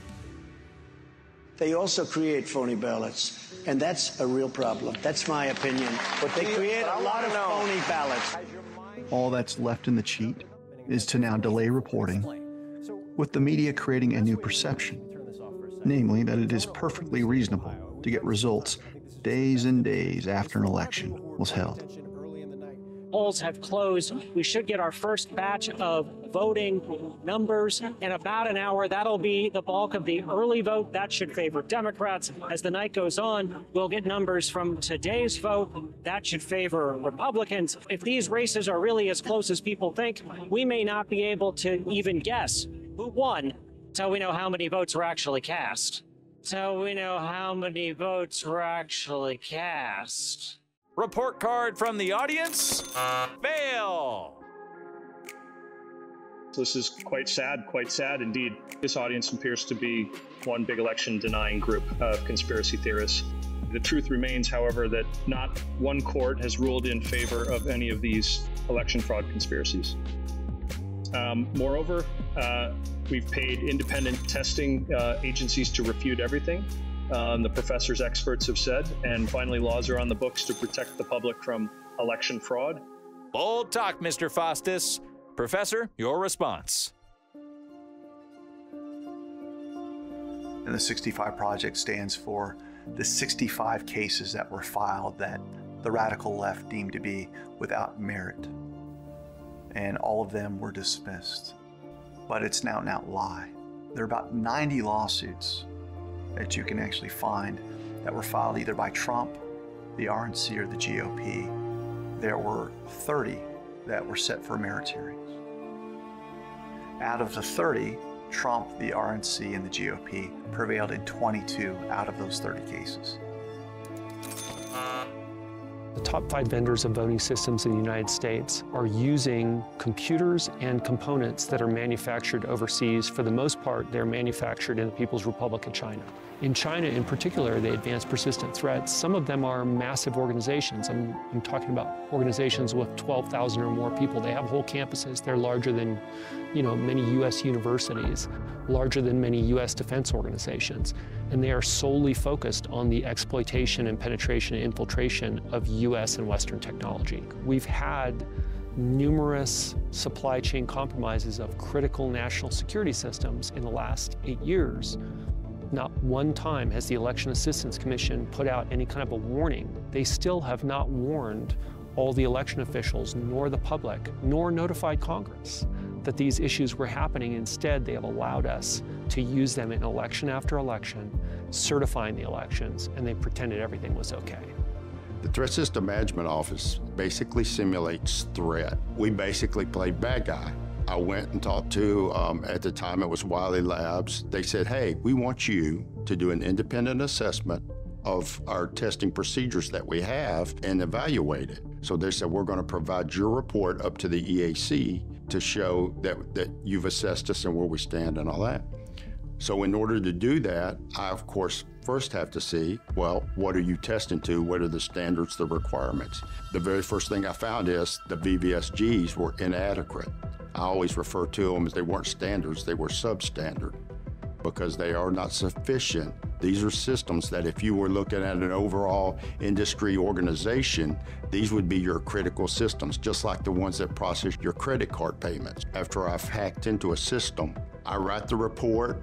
I would say for your normal, what's referred to as a kiddie scripter, which knows about hacking tools and knows how to use some of the tools, but has no basic knowledge of systems really well. And this is people who can just watch a few YouTubes on Kali Linux or something like that and get into these systems. On a scale of 1 to 10, with 10 being the most difficult, how easy is it to hack into these systems? So, as foreign adversaries, you're talking about advanced persistent threat level players. So can I go to a 0.5 instead of a 1 as the lowest, since that's not a 0? When you do the financials for a major corporation, what an auditor does is what they do is they go in and they look at the systems, and there's a lot of work that's done there. You got to make sure there's no gaps, no way that this system is going to come up and generate the wrong number. Across the country, when you've got systems that are in use in these elections and you can't look at them, we can't even have access to them. I mean, it's beyond belief. any of those things in front of a board, they'd say to the management, the CEO, get it fixed right now, and that's it. It's not an if, it needs to be fixed right now. And if there's a system that bad, get rid of it. We don't want it. If you don't have support for the numbers, find it or make the adjustments. You're putting us at huge risk here. And the same with the processes. If you've got processes where people are able to do things behind closed doors and you're not letting the auditor see that, that needs to be addressed right now. Who's going to be fired? That's the way it is. And so when you compare that to this election of 2020, absolutely, it was stolen because it never should have been certified.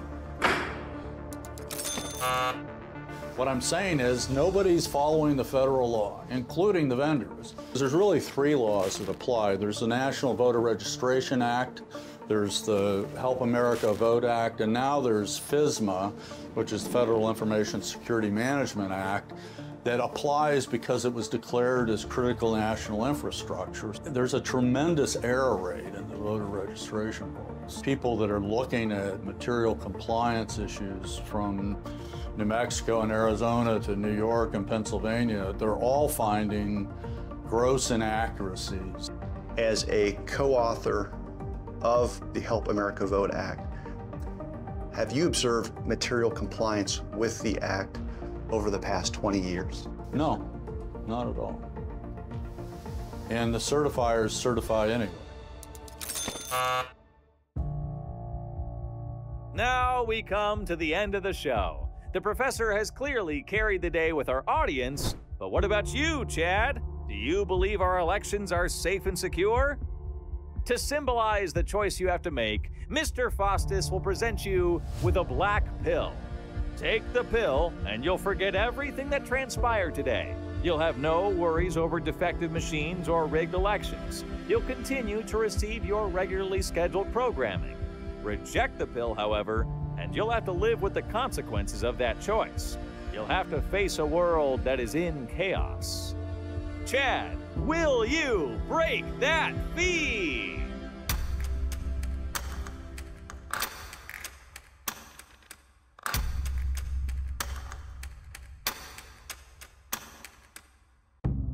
I'll never take that black pill. Someday when the war is finally won, after all the damage has been done, you will look around and have to ask yourself, did you wake up with the lions or did you just stay asleep? Someday when the truth has been revealed, after all the effort to be healed, you will see the wounded everywhere you go. So wake up with the lions, don't let yourself stay asleep. Wake up to the crossfire, wake up from the lies, wake up from the fear that's covering up your eyes. Wake up from the hate and wake up to the cries. Wake up as a warrior fighting for what's right. I'm sorry to interrupt this happy ending. What's that, Rube? You need to send them home. Tell them we had a water main break. Water main break? Yeah, tell them it's not safe to be here. We need to evacuate the building. You'll have to tabulate votes with no observers while everyone else goes home. Everyone except Chad, you stay right there. Oh, and Chad, you heard the announcer. You rejected my black pill. That means you have to live with the consequences. By your choice, you become a purveyor of malinformation. You are a threat to democracy, a threat to our narrative. Nurse, give him his medicine. Ouchie. Director Ray, we've got to dispose of these listless vessels.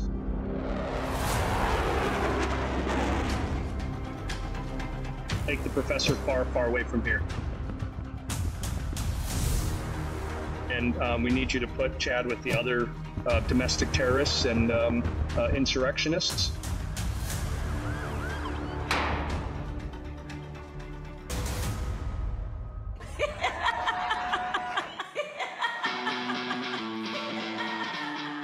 Does anyone notice that the election rigging Biden administration never goes after the riggers, but only after those that want to catch and expose the rigging dogs? They are rigging dogs. They're horrible cheaters and liars.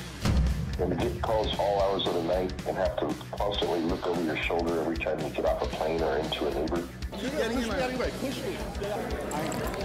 Push me. We won't quit. Even if you kill me, I will come back and haunt you. You might walk up to someone's door who has a gun in your face, and they would do America proud to blow your brains out.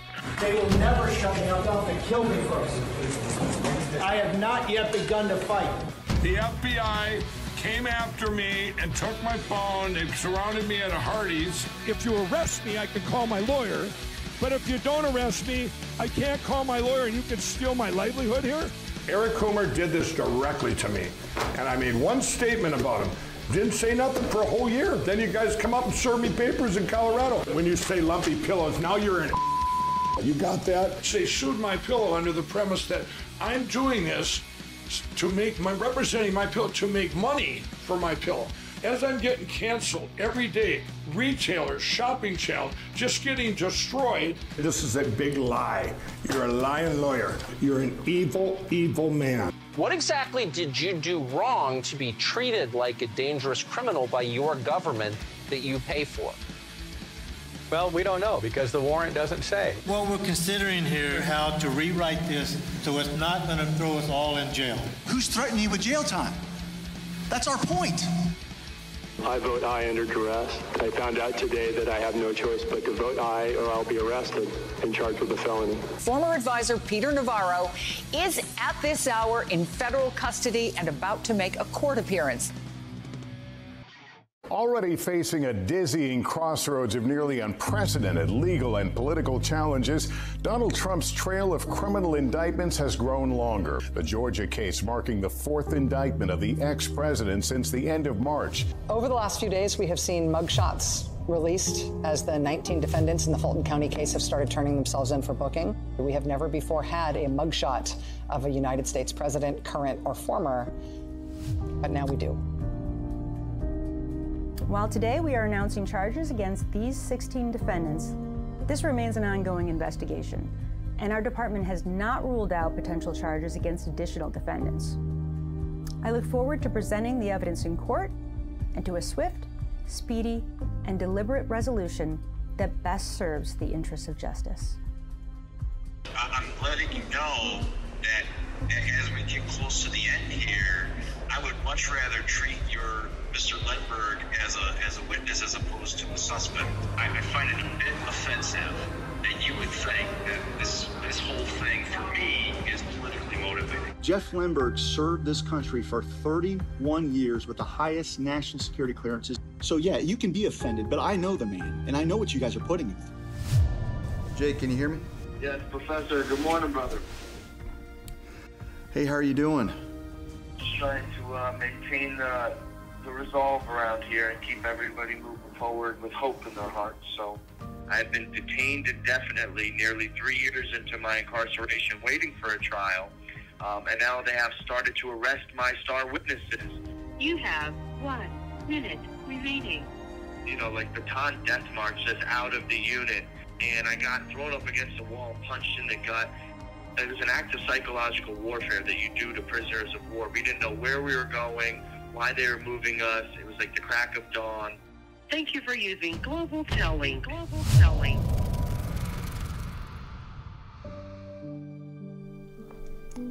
Professor, the event's about ready to start. People are starting to show up. Is everything all right?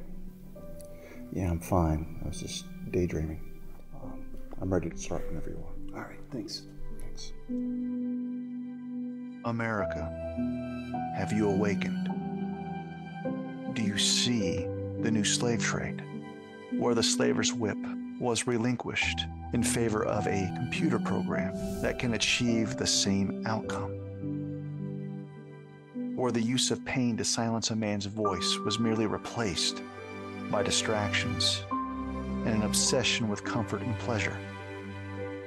America, we are at war. and half of you are still asleep and unaware of it. Now you might ask, do you have any hope, Mr. Unemployed Professor? I do. Not because of my efforts, but because I believe in a mighty God, and I believe in the American patriot.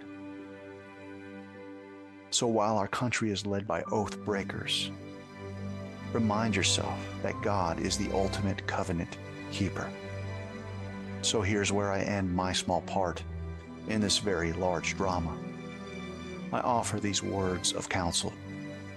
First, when a nation rebels against God and falls into decline, God has a condition that must be performed before restoration can occur, namely the repentance of that nation. Second, real restoration requires action from the church to do its part, especially in the satanic realm of politics, by always seeking a place of interposition to stand between godless tyrants and the victims of their tyranny, with a willingness to sacrifice everything as Christ sacrificed for us. And the good news is that the historical actions of Abraham Lincoln, Moses, and the warrior Gideon have already shown us the way. America, here is your prescription. So I'd like to introduce you to Professor David Clements.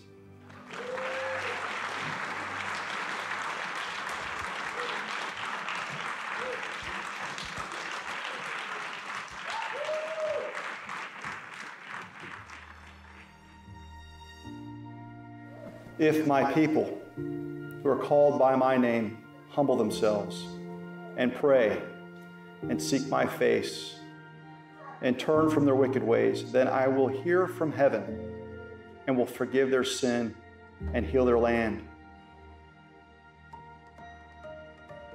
I think Abraham Lincoln was in a very similar time in history that we are now. He issued the Emancipation Proclamation. Now, no one would tell you that in 1863 that anyone was truly free. By faith, he proclaimed a state of reality that had not yet occurred. But he saw real bondage, real chains. And there were so many laws on the books that made it okay to discipline your slaves, to whip your slaves. The nation was fractured, and the divisions were deepening because the true church, the ecclesia, were also proclaiming in their own way that this is wrong.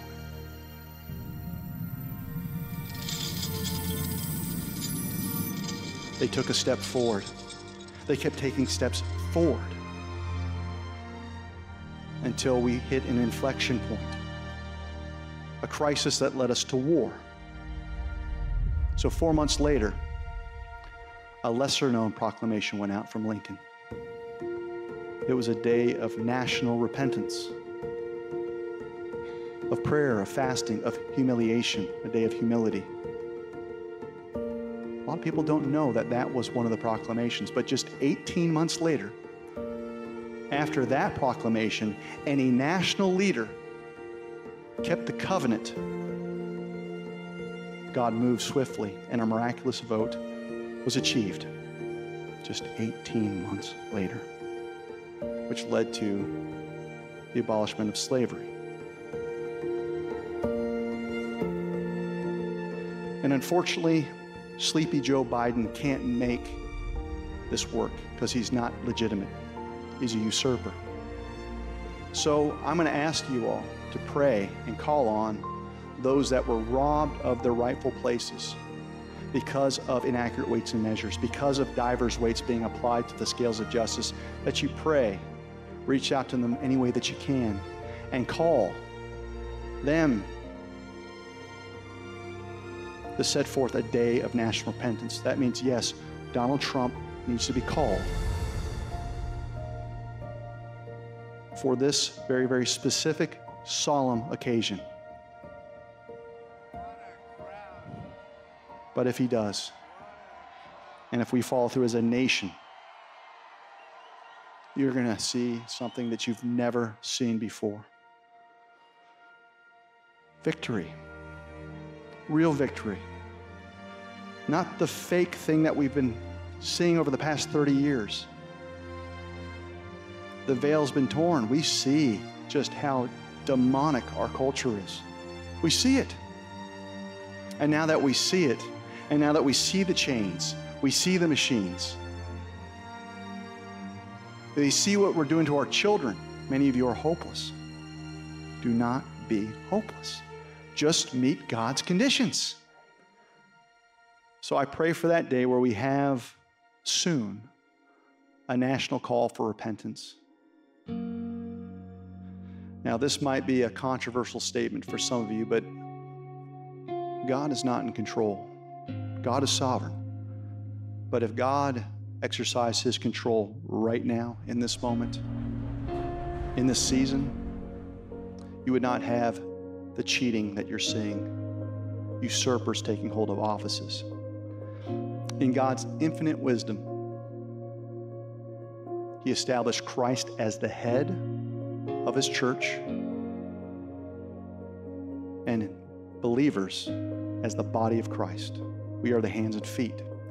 He has delegated control to you. So everything that we see that we hate, it's not God's fault. It's my fault. It's your fault. It's the body's fault. You don't like stolen elections? Don't blame God. You don't like abortion? Don't you dare blame God. We have not done our part. In our country, we've established a representative democracy, a republic, which means that you all comprise what is known as we the people. And to be we the people, you have to be a people of self-governance, meaning you have to be masters of all affairs in your lives. And there is a place where you get to participate in this experiment.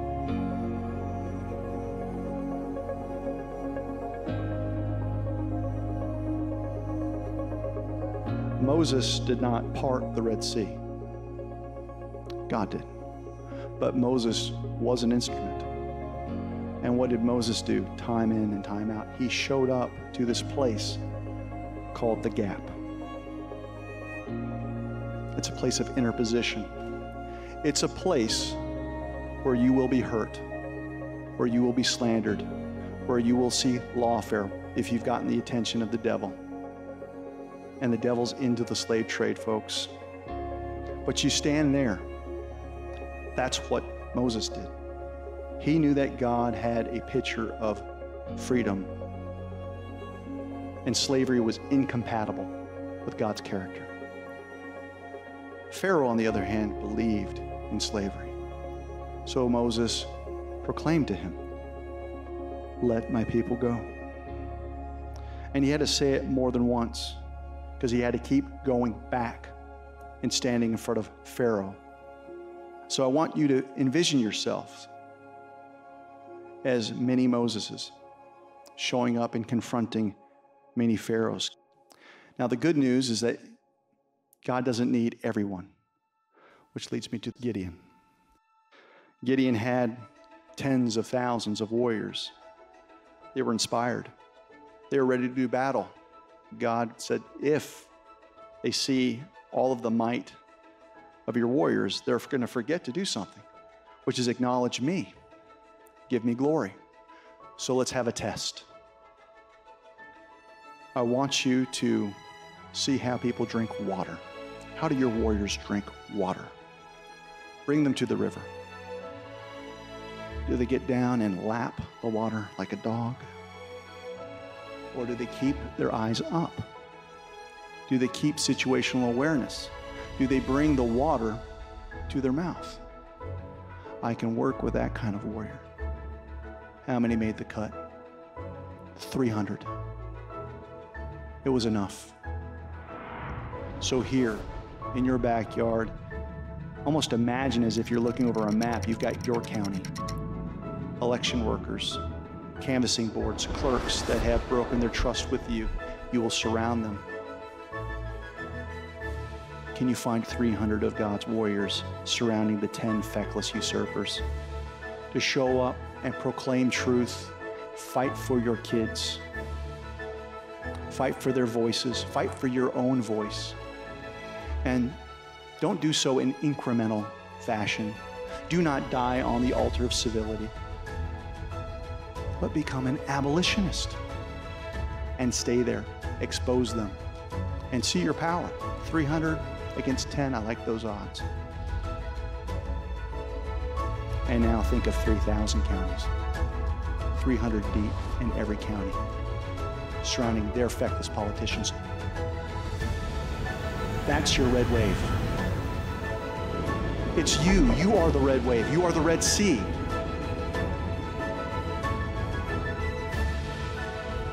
God won't part it the way that he did before because he has delegated his authority to the body of Christ to move. And when you move, you are unstoppable.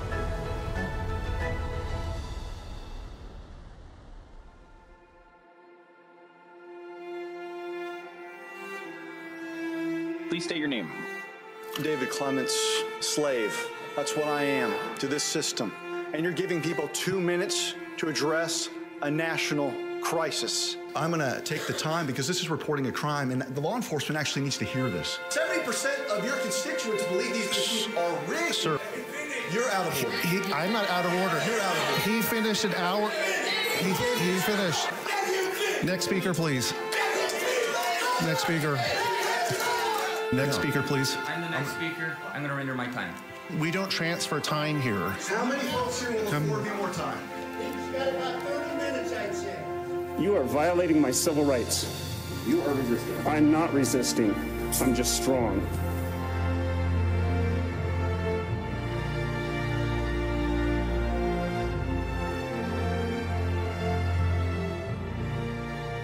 What they do to one of us, they do to all of us.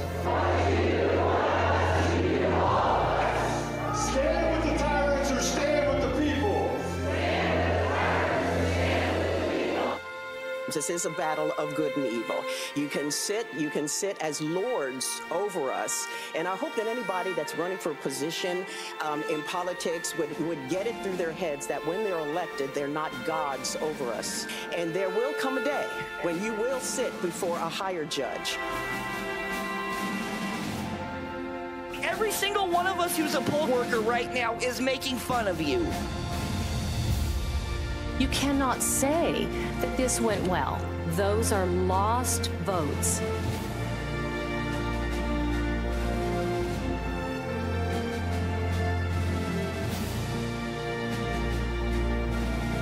Now, Mr. Chairman, I watched you go through 17 proclamations, and you did not tell that they did not clap or participate, and you were denying us our First Amendment right. I hold you in contempt.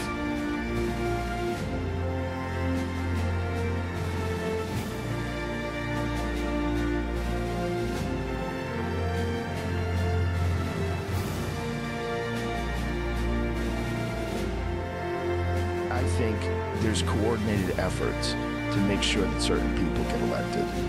There's something wrong with our system. Do the right thing. Defund the machines. This is not a request. This is a statement that we expect you to carry out. We're done with this. It's over. No more. If you support the ultimate electors, please stand up.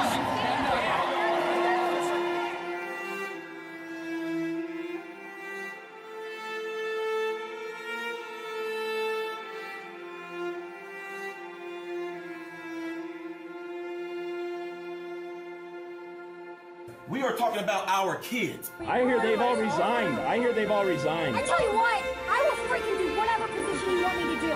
We need to have a vote. Okay, say your name. Angelica, I, Tiffany Sanders. I, Stacey Oliver. I believe. I, Anastasia. Okay, that's unanimous.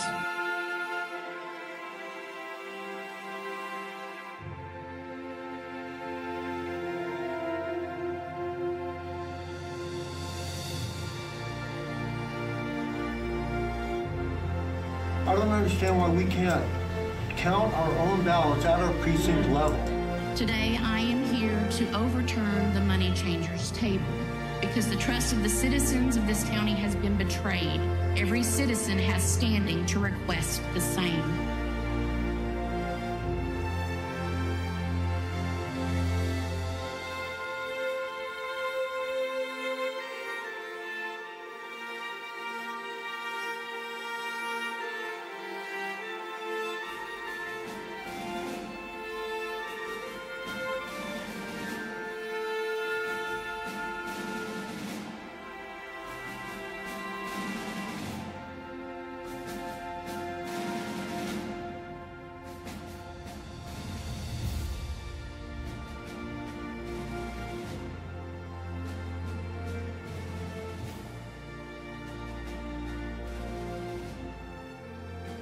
God's graced me with the ability to baptize 3 Gen 6 brothers. Jake, what did you use to perform the baptism?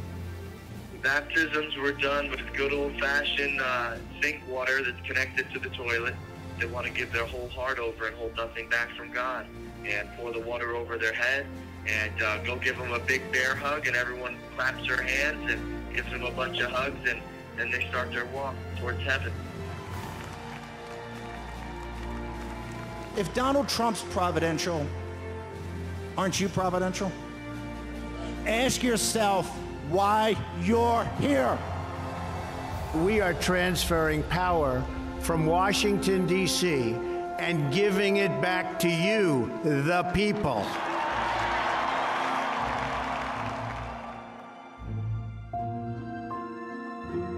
Christ conquered everything that you could ever be afraid of. He saved you for a place where there are no tears, where there's joy, where there are no dominion machines, where the slave trader is out of business because Satan is the chief architect of that. And we've been told he's under our feet. Not only will we win, but I will spend the rest of whatever years I have on this earth with my wife, with my children, praising God.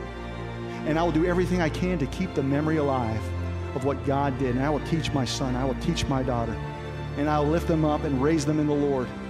And I'll encourage them and admonish them, you better keep this alive, keep the memory alive, because I don't want to go back to hell. All that I have, all that I am, is yours, Lord, King Jesus. You will not be able to contain the power that works through your life from that moment on. So be the Red Sea, meet God's conditions, and you will have the opportunity to declare, proclaim here and abroad,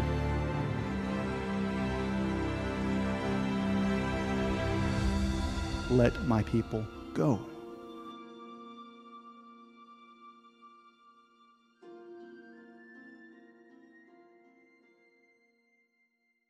Now we'll do the roll call.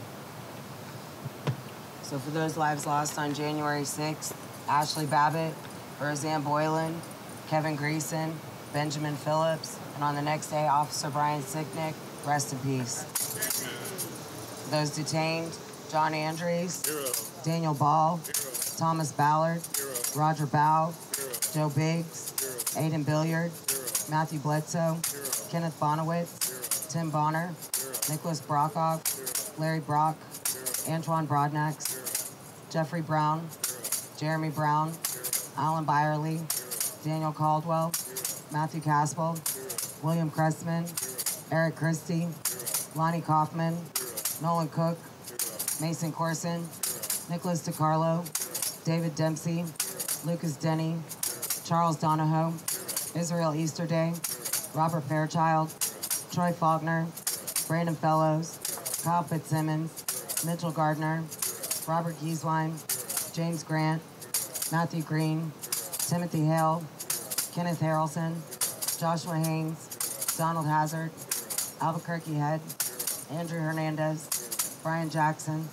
Shane Jenkins, Douglas Jensen, Justin Jersey, David Judd, Julian Qatar, Matthew Kroll, Jacob Lang, Nicholas Langerin, Samuel Azar, Marcus Malley, Christian Manley, Cody Matisse, James Malt, Mark Mazza, Ronald Maccabee, Patrick McCoffey, James McGrew, David McCoffell, Sean McHugh, Jeffrey McKellop, Kelly Meggs, Jonathan Mellis, Garrett Miller, Matthew Miller, Jordan Meek, Robert Morse, Christopher Moynihan, Jonathan Munifo, Marshall Neef, Daryl Neely, Ethan Nordine, Nicholas Ox, Joseph Padilla, Robert Palmer, Dominic Pizzola, Mark Ponder, Christine Priola, Mahala Pryor, Chris Quaglin, Barry Ramey, Guy Reffitt, Zach Reel, William Reed, Stuart Rhodes, Howard Richardson, Thomas Robertson, Daniel Rodriguez, Moises Romero, Greg Rubernacker, Jerry Riles, Jeffrey Sable, Ryan Samsel, Robert Sanford, Ronald Sandlin, Salvador Sandoval, Troy Sargent, Peter Schwartz, Christian Secor, Hunter Seafried, Bart Shively, Jeffrey Sills, Glenn Simon, Charles Smith, Tommy Smith, Peter Stager, Andrew Taki, Enrique Tario, George Tenney, Devlin Thompson, Dustin Thompson, Jessica Watkins, William Watson, Matthew Webler, Thomas Webster, Jack Whitten, Anthony Williams, Duke Wilson, Ricky Wilden, Kyle Young, and those we've lost to suicide, Christopher Georgia, Matthew Perna, and Mark Unks. Rest in peace.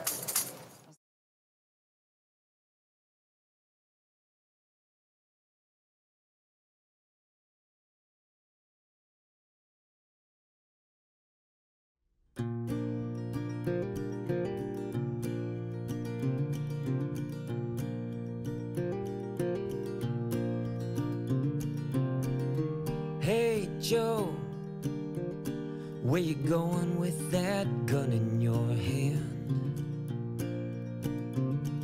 You'll strip the rat from an American, but leave it locked and loaded for the Taliban.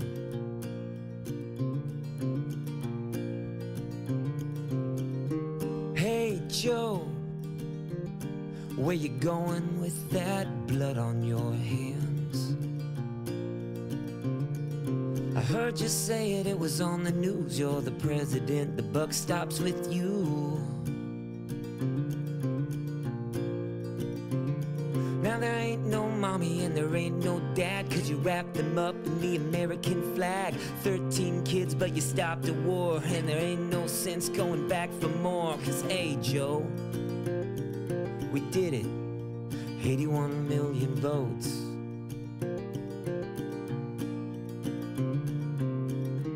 Hey Joe, where you going? Why you moving so slow? They'll prop you up on the TV screen, but forget your job. What flavor ice cream is that?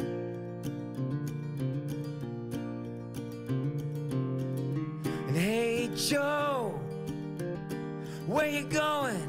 Do you even know? Come on man, not a joke. Here's the deal, the country's broke. You ain't no leader and you ain't the boss. You wander around like you're lost. So check your watch, turn your back, set us up for the big attack. 'Cause hey Joe, we did it, 81 million votes. Hey Joe, so where you going with that gun in your hand? And hey Joe, where you going with all that blood on your hand?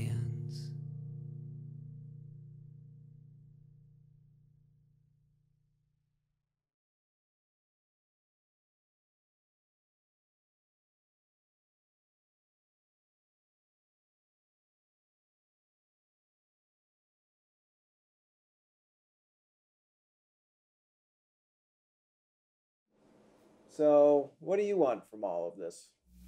I just want to go home. I want to be left alone. I don't want to do another podcast. I don't want to do another interview. I want a quiet life. And that's a good life. A life where I can go back to doing a profession or honest work, go to church, sit on my porch, read a book. That sounds like heaven. That's what I want.